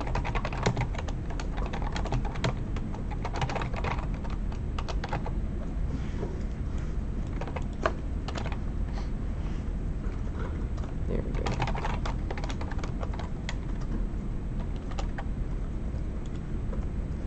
So you've seen a query like this before. Just looking at the favorites table again.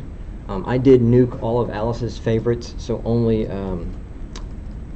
Bob and Charlie have favorites, and they favorited all 3 of the products. So this is, you've seen a query like this earlier today.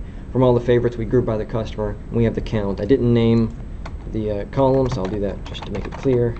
Quantity of favorites. There we go. Customer number 1, customer number 3. So this query works, and there's nothing wrong with it. It's fine, but I want to sort of introduce a new concept to you and accomplish the same goal using a completely different looking query.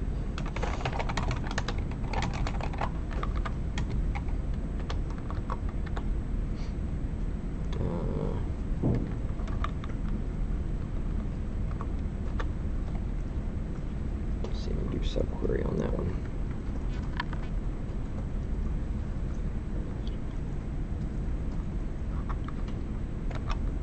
Actually, I'm going to go right from the customer table. You don't need to follow yet. I'm going to go ahead and get it typed, and then I'll talk about the differences.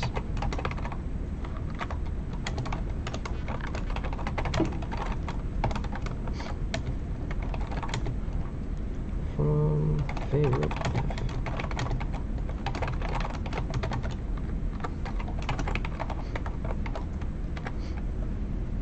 Now let's make this readable. To some degree readable.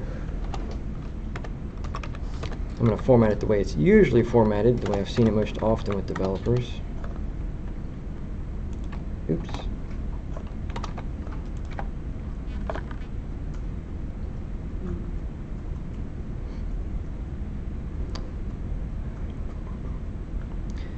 They don't produce the same.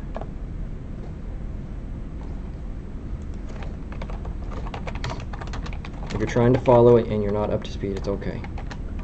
As I said, I'm still fixing the fact that the data was not what I expected for this part of the presentation.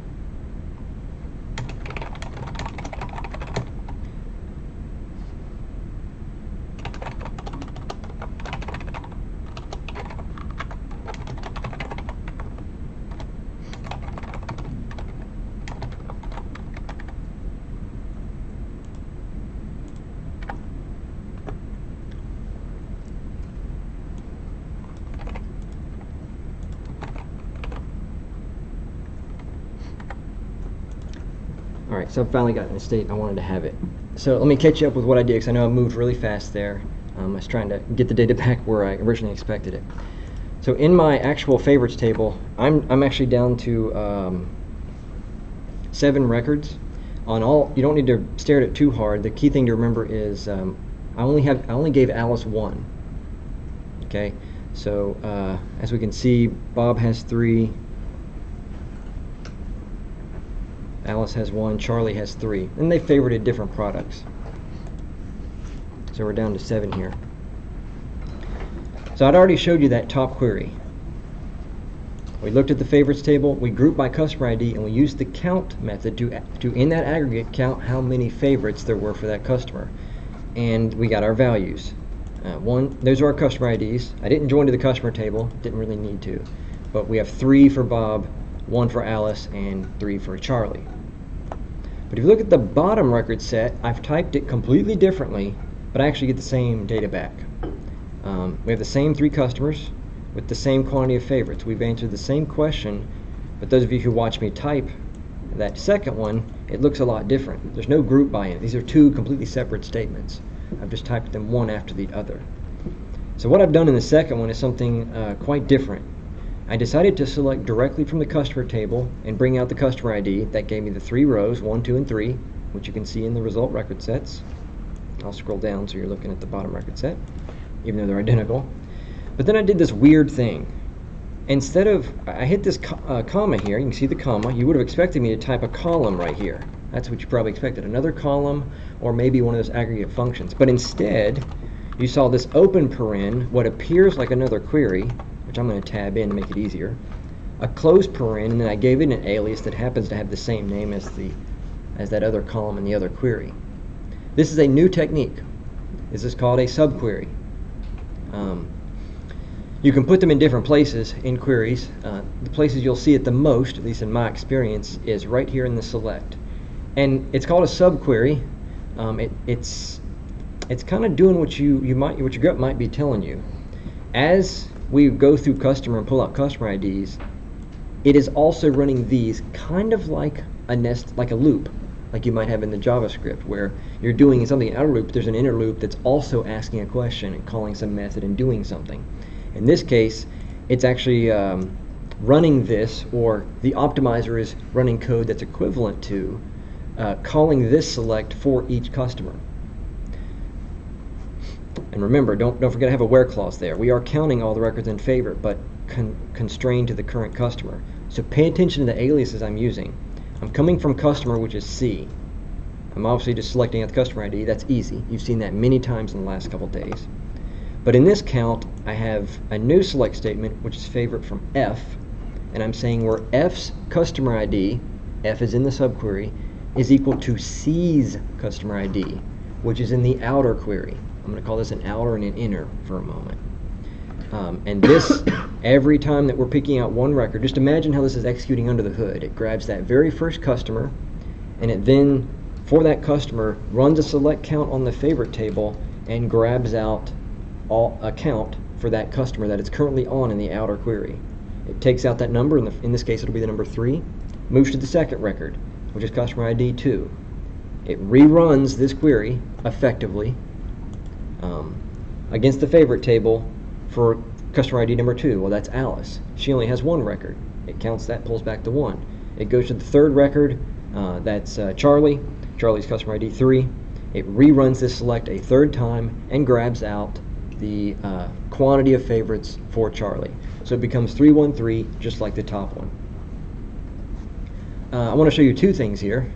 One of the things I mentioned already verbally to you, there are many cases where there are multiple ways to get the exact same work done. These 2 queries accomplish the same goal. Roughly, you'll notice when I had Alice missing something, there was a 0 in one of them. So they're not actually identical. But don't get hung up on that. They could be made more perfect and more identical, but look wildly different. There's something kind of cool here, which means for anything you're trying to accomplish as a developer, there is often more than one way to do it, and many of those ways work quite successfully. There's some pros and cons to certain ideas, but a lot of them work, so there's no one right way to do it. But on a more technical level, I just want to introduce that this is possible, that there's this concept of subqueries, and you can envision it as just running once per row in the outer set. Now, if I had my way, we would all know at all times, all developers would know this, the way that's the best at all times, and we would hopefully write it in a simpler way. My preference is the top one in general. I think it's easier to read and may even actually run faster at runtime, although not necessarily. The optimizer for T-SQL is actually really smart. Sometimes it does some sneaky things and is still just as fast. There are cases I've seen more often than not where the subqueries do slow things down, but there are complicated scenarios where subqueries are the only way to really get it done well.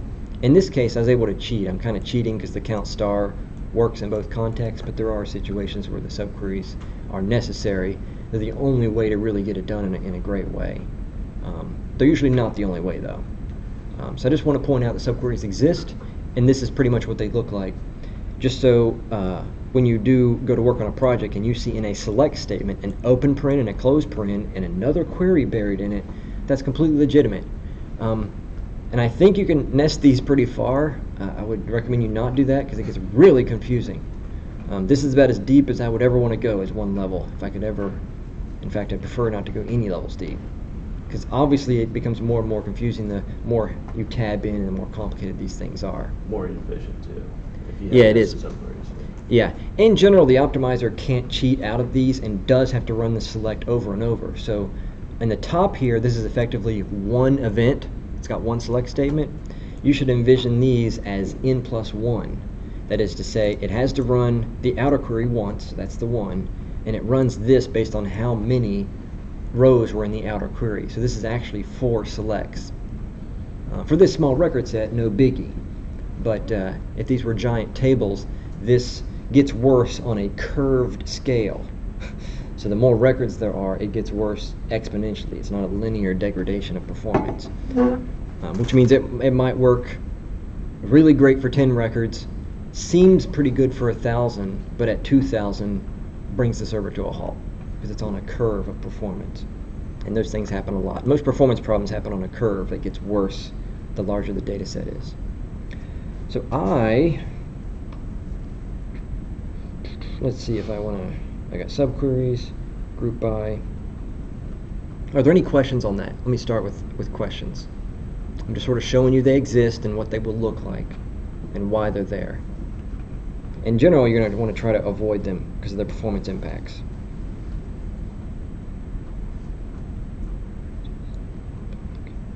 I'm going to skip that potential exercise. I had a small exercise on that, but I think we're going to skip it.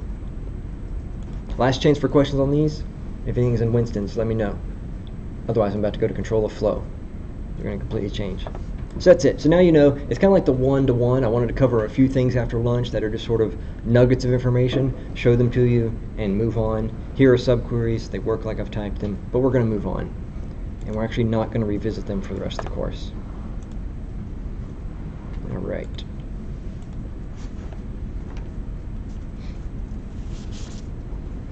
Throw that away. All right. So T-SQL, change gears, sort of clear your mind. Let's start kind of fresh. T-SQL is a very powerful set-based query language. Almost everything you're going to do is done as a simple select, an insert, an update, or a delete. That's what you're going to do most of the time. However, it is more powerful than that. And there are times when you need to write something that you might actually recognize from something like JavaScript. There might be some keywords that you'll recognize, and I'm going to go over a few of those right now. So in programming languages, we have these keywords we call control of flow, or flow control, or some combination of the word flow and control. And that is pretty much what it sounds like, how we move control through the application. That's pretty much if statements. If statements are the ubiquitous, most common control of flow statement, and they're in pretty much all languages now.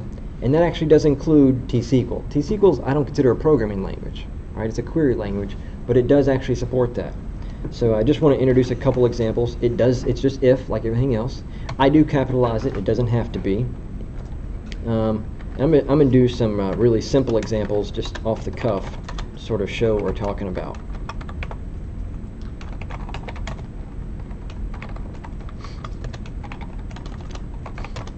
And I would suggest actually following along. I'm going to talk after I get this typed up, but you are going to want a little bit of muscle memory on some of the things like the begins and the ends and that sort of stuff.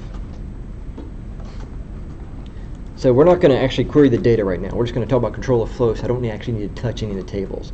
You can write SQL without touching tables. And for demonstration purposes, that'll work just fine. So I've introduced the obvious, most ubiquitous control flow, if.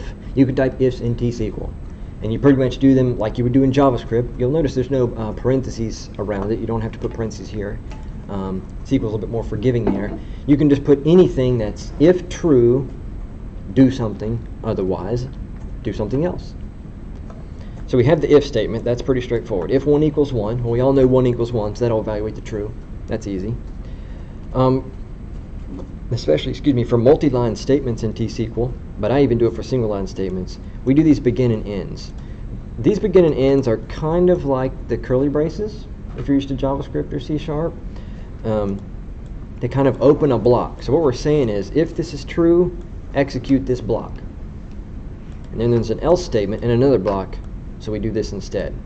And we do that because we can do lots of things in here. So it can be more than one line. So I'll just do really yes. And it pulls back two different record sets. Inefficient, but we're just demonstrating this. So we have basic if statements, if 1 equals 1. And of course, if we do something that results, evaluates to false, and we press F5 here, we'll get the no. If statements. It's pretty much the same thing you're used to in JavaScript. There's not much more to them. You can do all sorts of cool things. Swap out the begin and end with curly braces, and you basically have JavaScript. You pretty much have it. Yep.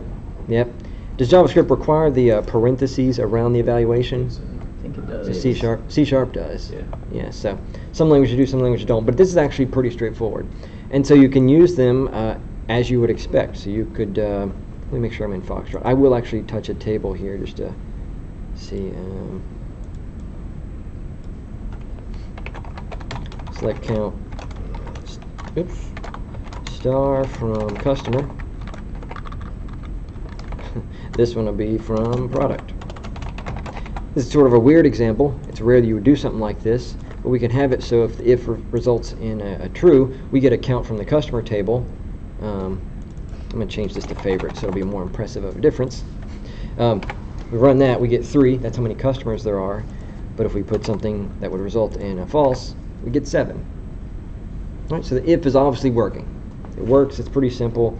There's not really much to know about that. The one thing some people get tripped up on is the begin and the end. So in the same way you need curly braces, be sure to wrap your stuff in a begin and an end. So we have that. Something else you're used to in languages, such as JavaScript and C# and many others, are variables. Now in a lot of those languages we start that with a var, or as I'll show you in C# we sometimes start with a type. Here we use the declare word. So let's declare a new variable. I'm just going to call it value. It's an integer, we put in the type, and I'll give it the number 7. And you do have to do, I think, semicolons and things like JavaScript and C#, but don't have to do that here. New lines are good enough. I'm going to comment out the if for a moment, just to sort of get it out of our brains and ignore it. I'll be coming back to that in a second. So you can run by just declaring and nothing happens. That's fine. I can actually select out the value. There's our number 7. All right, so we have variables. We can modify them. Gosh, I haven't modified a variable. Is it set? Do you have to type set? Or what do you do to increment it? Do you remember? Set value equals value plus 1. I think so. That sounds right. It's been a while since I typed that. We'll see if it'll work. Work like a charm. So you remember this set key, that set we've actually seen before. We saw that in an update statement. It's actually the same keyword doing the same work, but here we just reset the value. This is similar to JavaScript where you could have done var val equals 7, and then 7 plus plus, or val plus plus, or val equals val plus 1, and it would of course increment that. You have a question? I was going to say, can you just do plus equals so that you don't have to type wrong? Oh, I don't think plus equals is supported here. The unary operator I don't think that's supported. So one thing you will, and this I mentioned this yesterday a little bit, so I'm going to re-emphasize it. Very often when developers are really good at a procedural language like a JavaScript or C# or Visual Basic or C++ or Python, and they'll come to T-SQL and they start writing too much procedural code, they start demanding of the language a lot of features. And you kind of wanted one just now. It's extremely weak at that. It's got very few control of flow and very little flexibility there. It's not a powerful procedural language because it's not supposed to be.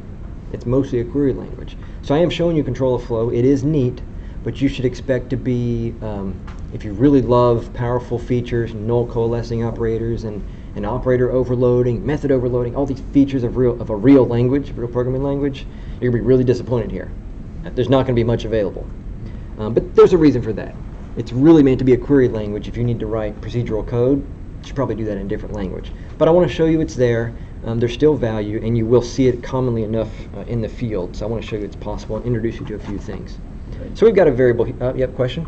Yeah, If you you ran might this have. again, would it reset the value to 7 and then add it to 8, or would it be 9? Like without changing anything? If I just ran it again? If you pushed F5 right now, would it reset Gotcha. the value to 7? It's 8. Okay. So you're asking a scoping question. Yeah, these values are scoped to the run of this query. The fact that I'm keeping the window open, it doesn't keep it forever. The scope is very finite. But if you just ran like the last 2 lines, it would increment like by 1 each time? If you just highlighted like set and select, would it just like That, continuously increase gotcha. the value by 1? So the question is, what will happen now? Because I'm reiterating this for Winston-Salem. This will actually fail because the variable doesn't exist. At value is declared here, and it goes out of scope the moment this stops running. So I have to include all of it. I could do multiple increments, and that's fine. But if I leave out the declare statement by selecting only the part that's highlighted, you can see it actually gives you the exact correct error message. You must declare the scalar variable. They call them scalar because they have one value, and in a moment we'll be talking about some cooler variable types. Was that at part of the declaration, or is that part of the variable? You have to name your variables this way. Okay. They have to start with that. Cool. Let me just leave it at that. Got to do the at. Yeah, I probably should have noticed that. I'm so used to just typing, I just typed it. The at is got to be there. I think. This tells T-SQL that it's a variable. Yeah, well, that's obviously a bad example. Let me. Yeah, is not a recognized cursor position. It doesn't know what you're trying to do. So it's really confusing. At's needed for all its variable names. You don't have to do this in JavaScript. You don't have to say variable and some special character, but you have to here. Let me go ahead and change that back to value. So we've obviously declared it as an int. You might ask, what are the data types? The data types are everything that you see in the designer, plus a couple extra things. But just to refresh your memory, you pretty much can do anything in here. You can do numbers, you can obviously do bits, dates, you can even do these fancy ones like hierarchy ID and geography, image. Although it's rare you'll actually declare a variable to hold binary data in a SQL query. It's possible. Big old strings, storing money, and binary and XML. So these data types are basically the ones you can use there, plus a couple others that I'll cover in just a moment. I used int here. Int's the most common. We're all familiar with numbers. We can do simple addition, and this is easy enough to do. So let's do a bit variable and bring our if statement back in place. If I should spell it correctly.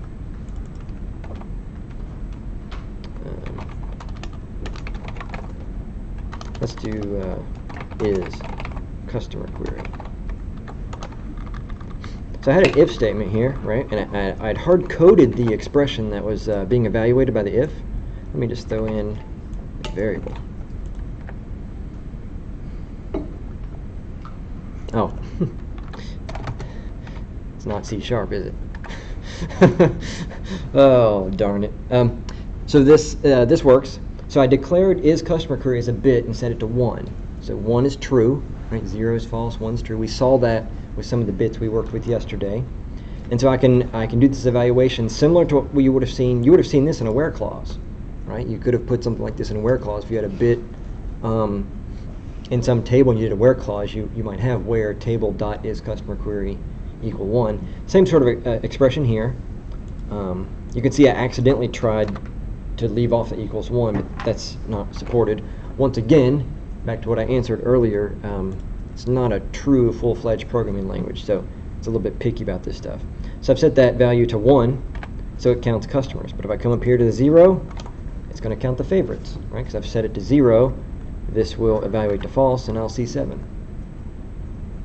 All right, so now we've pulled an expression out into a variable, and now we're doing logic on that, kind of like a real language. Question? So you're like manually setting the bit to 0 and 1. Yes. You like set it to like a certain column that has like binary or like the bit information. So like Sure. when it runs to that column, it will update that. Yes. Yeah. Yep. Yeah.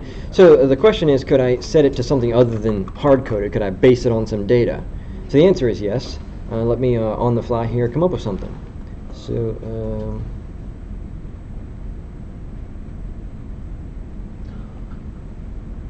select customer ID where name equals Bob, something like that. Yeah, maybe it would be a 1. But that would be yeah. I don't want to do inference of the bit though. Thinking about introducing exists here actually. Yeah, I'll get to that. I'm gonna do the exists. I'm gonna bring in a new keyword. So there is an exist keyword, and inside of it you can put a query. And I'm gonna do a little bit of white space work here so it reads nice and good here. Select a star from customer.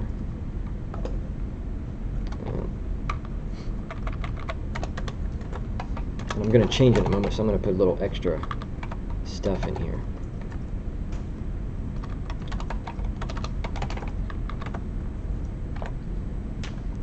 So I'm going to run this, and it runs successfully. So I've brought in a new keyword. I've brought it in while talking about control of flow because that's where I've seen it used the most, and it exists. And it does exactly what it sounds like. If you give it a query, like any other query we've done, that's a select query.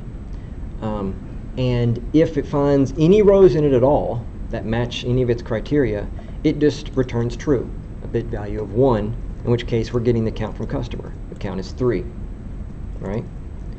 But I hard-coded the number just as an example. I'm going to now put in one that I know doesn't exist in my database, a whole bunch of 9s. Run successfully. So it does the exist check. The exist check scans the customer table for any customer with the ID 9999. Does not exist. So since it does not exist, this exist call returns a false, and we end up executing the count of favorites, which is back up to 7. All right, so you can see we're actually starting to act on data. I'm not writing any really sensible, logical sort of data usage, but you can sort of see I can scan data, I can base decisions off of it, and I can scan other data for other reasons. And it's not limited just to selects. I'm just using selects, it's easy, but I could be updating records based on criteria. I could be doing all kinds of stuff. All kinds of stuff. So it is possible. Let me make up sort of an example that'll begin to sort of touch on what you were saying. So I can declare a first name variable. I can do this. I can actually do this a couple ways. I'm going to do it a couple different ways here. You can create a variable and instantly set it to the result of a query. So I'm going to do from customer. Customer ID equals 1. I'm going to temporarily comment out our if, by the way, using that Control K, Control C hotkey.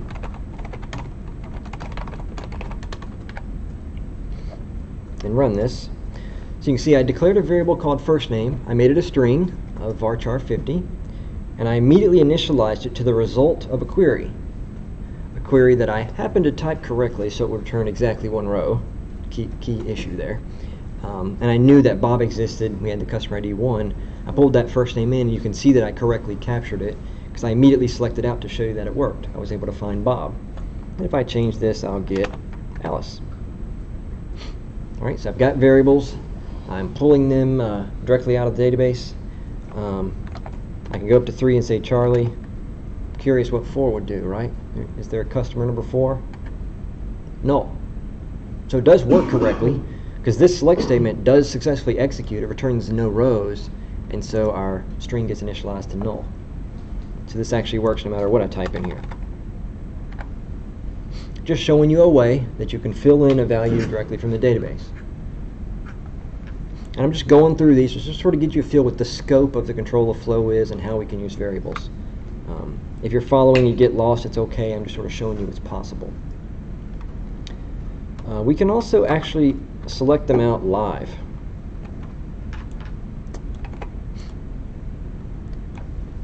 So here I'm just going to declare the first name but not give it any value at all. So by default, it'll be null. All the things will initialize to null. But I had this on the clipboard here. It's the original subquery, or excuse me, the original query I used to fill in the first name. I can actually fill them in live.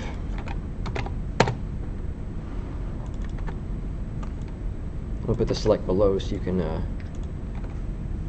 gonna put it above and below so you can see it go from null to valid.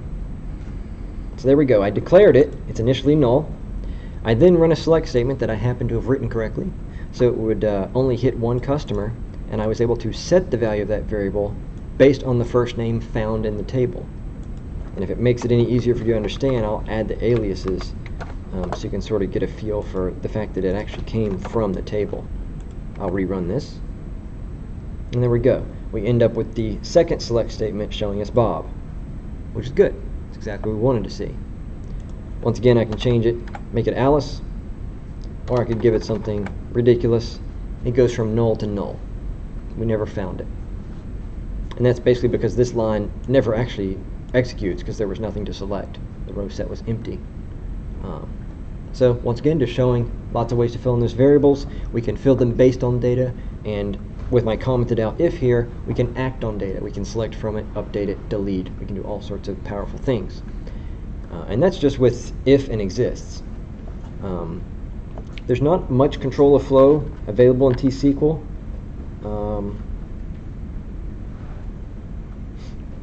It is possible, so I'm going to comment on something and then I'm not going to show you anything about it. It is possible to do loops in T-SQL. I'm just confessing to you that it's possible. The vast majority of times I've seen loops in T-SQL, they were the wrong solution. I suggest you leave those and defer those till later in your career before you really start thinking that's the way to go. If you need to solve a problem and you feel like a loop in T-SQL is the right way, hit up Google or call a friend. Most of the time it's wrong. In fact, it's so often misused that I actually told Harper and Ali that I don't want to present on it. That's how dangerous it is. So there are control of flow. You can do some looping and open up some cursors. I won't be showing that. I just want to show you the if and the exist to show that you can have sections of code that execute optionally based on criteria in T-SQL. But in general, that code belongs elsewhere. It's possible, but be very, very careful with that. Wait till somebody gives you a really good reason, like if a boss orders you to, well then go ahead and do it. That's probably the right thing to do in that moment. I rarely write too many ifs in hardly any SQL I've written. Okay, so we've talked about these variables. I showed you an int, I showed you a varchar, and I basically told you anything you see in that drop-down when you create a table in the designer, you can set variables to those types. But there are a couple special types, which are really powerful and definitely worth discussing. So I'm actually going to nuke what we were just looking at because we don't need that anymore.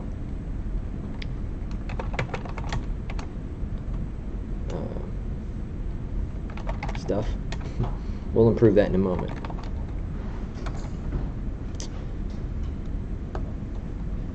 You might need to help me with the syntax. It's been a long time. I think I just need to do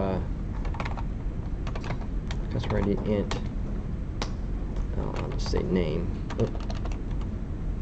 Let's do full name. Char 100. Yeah, that'll be good enough. So there, in addition to what you see in that drop down, there's one particular type that I use a lot. It's very powerful, and it's called a table variable. I want to be clear. I want to draw a line in the sand real quick. I want to separate two concepts for you really fast. I'm going to be showing you two things in addition to real tables. We've been working with real tables for over a day and a half. There are two other kinds of tables. There are table variables, which is what I'm about to show you, and there are temp tables, meaning temporary. A lot of developers confuse the two, and they are not identical. They do not function in identical ways. They're so close that it's really hard to tear them apart. I just want to tell you that there are two kinds, and I'm going to show you both kinds. I won't go into nitty-gritty about their differences, but it's important to know that they are different, and they're treated differently by the optimizer that runs your queries. So they do have performance differences. So you can see I've declared it here. So I have a new variable. I'm just going to call it stuff right now. Give it a nice generic name. And its type is not int, it's not varchar, it's not date times, none of the things you've used so far. It's actually table, and I added a little bit of extra information here. This kind of might remind you, by the way, if we script out the creation of a table, and I'll do that just real quick, you do not need to follow here, I'm just going to show you. It looks kind of similar to some of the text that happens when we write DDL, data definition language, as opposed to DML, which is all the CRUD stuff. You see how when you create a table, with a script, you end up with create table, blah, blah, blah, blah. You have column names and their types and their nullability. It's kind of the same thing right here. And I'm going to use some white space to even make it more clear what I'm doing, to make it match a little bit more. Customer ID, blah, blah, blah. In fact, I can even toss on not null. I'll do it to both of these. If I toggle back and forth between these screens, you'll see you should see kind of a similarity. Right? Your brain's probably noticing. It's got these brackets on it. That's just because the SSMS always puts those brackets on. But there's a lot of similarity here. A lot of similarity. So we've got this table. So what is a table variable? Well, it's kind of like one in memory. It's kind of like a real table, but it's heavily reduced in its capability. But it's got some multi-row functionality. And there you go. So I have a variable. We know it's a variable. I've used the word declare. I put that @ sign in front of it, but I've made it a type of table, and I've given it 2 columns, and then I can select from it immediately. But remember over here, if I hit refresh, it's not over there. It's not a real table. It's just sort of in memory. And you can think of it almost like maybe a jagged array in JavaScript. Like it's just something in memory, and it's scoped right here. And as soon as this query, this script ends, when I press F5 and it ends, that variable goes out of scope, so the data gets lost. But that's usually what you want in this case. So I have an empty table called customer ID, and you'll notice I called it full name. Our real customer table has first name, last name, which is what it should have. But for the sake of this demonstration, I'm going to do something kind of interesting. So I've got that table variable. For the moment, I'm going to comment it out so it's very clear that it's not in play. And let's just write a standard customer query on our table we've seen many times.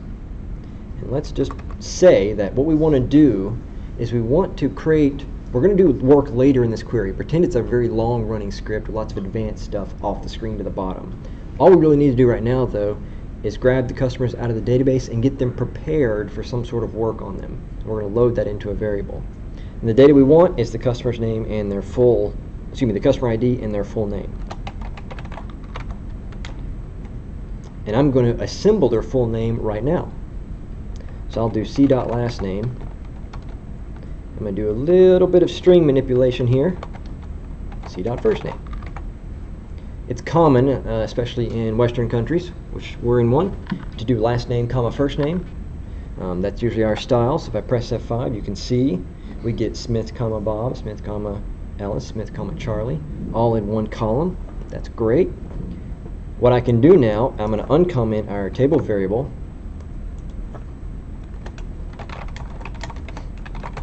And the syntax here I might have to play with. I haven't typed it in a little while. It's happy enough.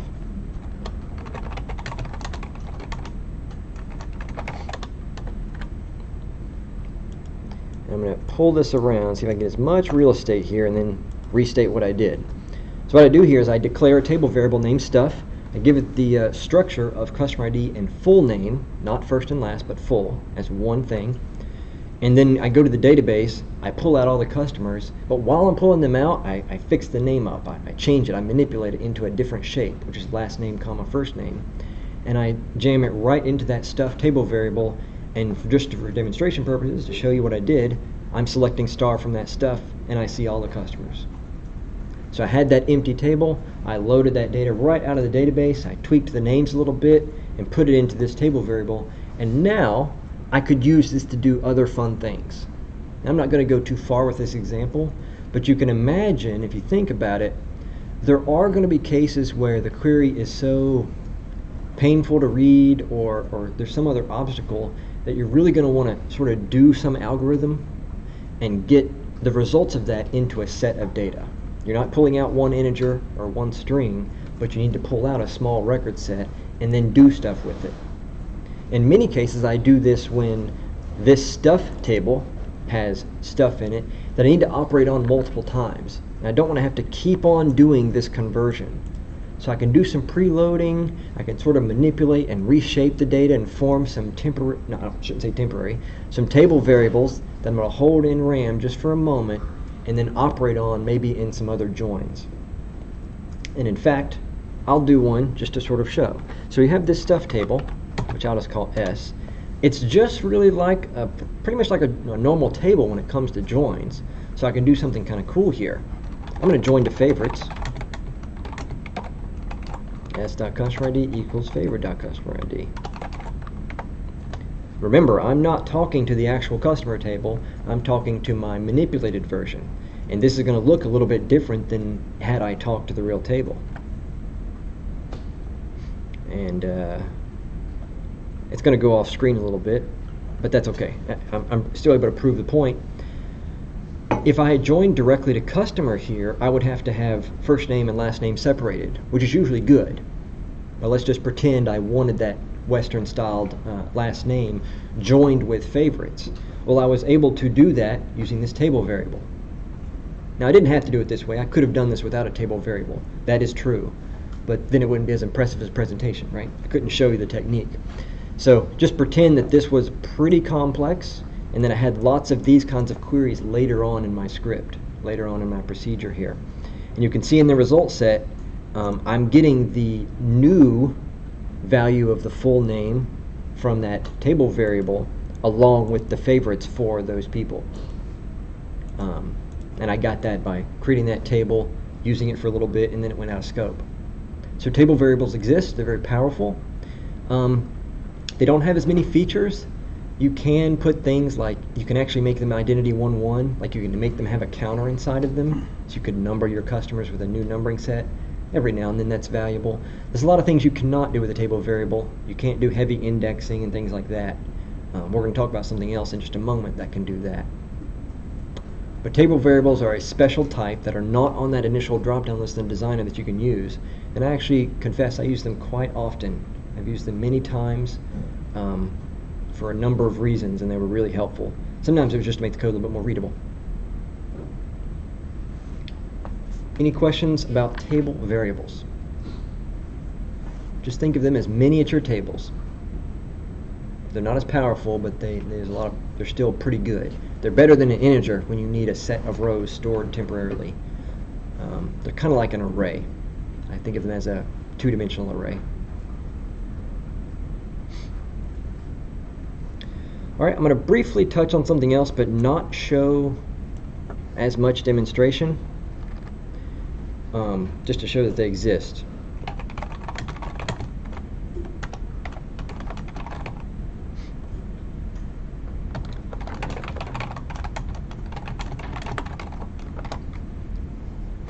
And hopefully I'll get the syntax correct. Oops. So you're going to see me play for just a moment while I verify that I'm typing it correctly.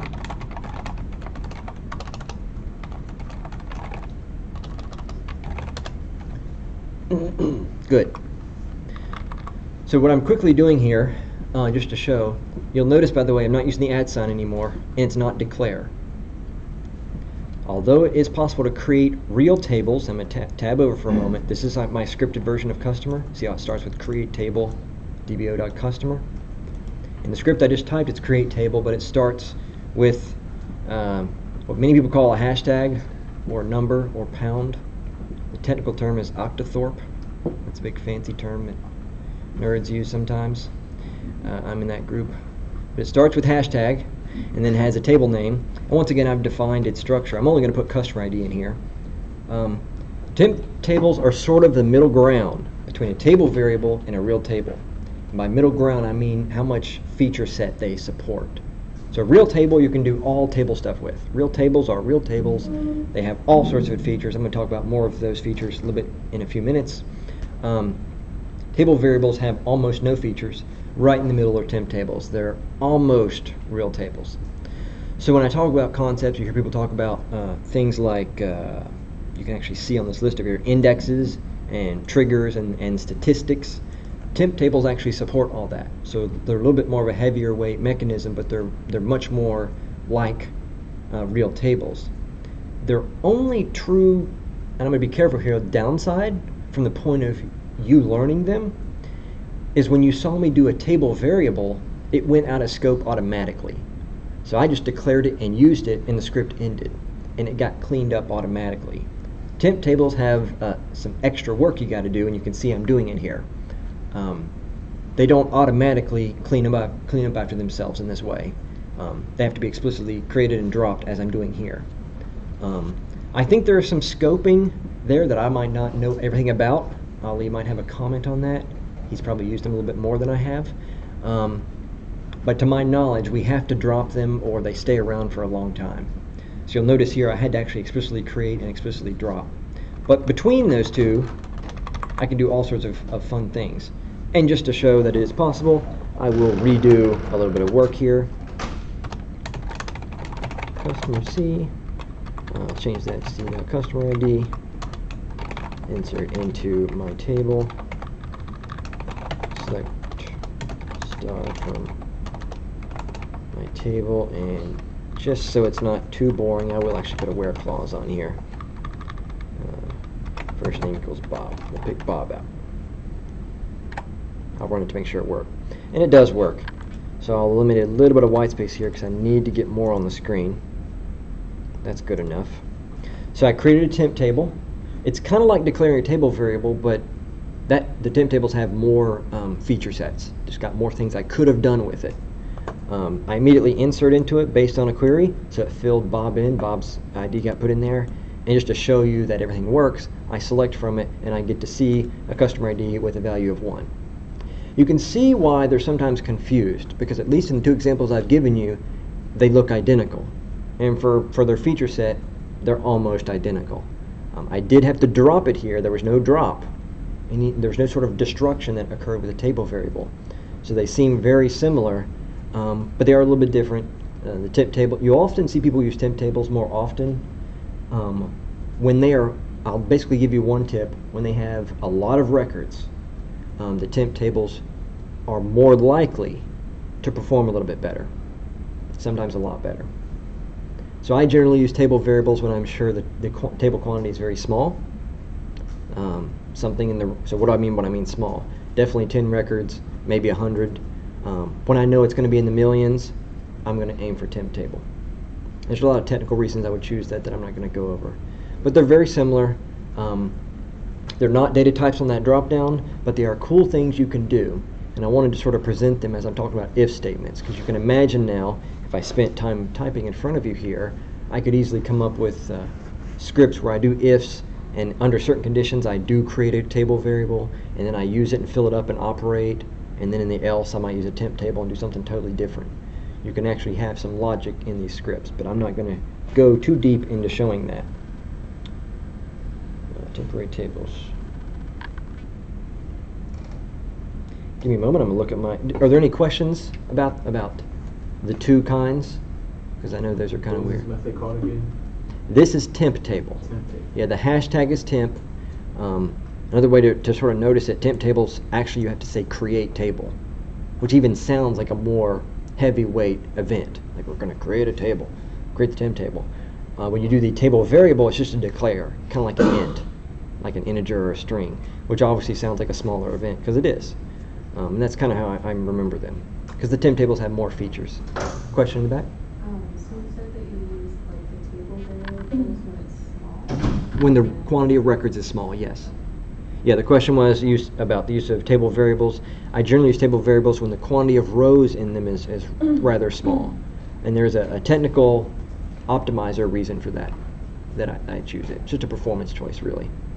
But they're so similar, a lot of developers think they're actually identical things, or they just use them so interchangeably and they don't actually know why they're making the choice. It's kind of random. Any other questions about table variables or temp tables? You're going to find they're really cool, because you'll get to a point to where writing a query becomes so scary big that your gut's going to tell you, can I break this into like 2 steps? How could I break this into 2 steps? And very often something like a temp table is your answer, because you could do a whole lot of work up to your comfort level and go ahead and get the results of that into a temporary table and then do the second step. And I use them a lot for that. Break my stuff into reasonable steps if I can. So that's when they're really going to shine. Any questions from Winston? Because I've covered quite a lot of stuff on that. Okay.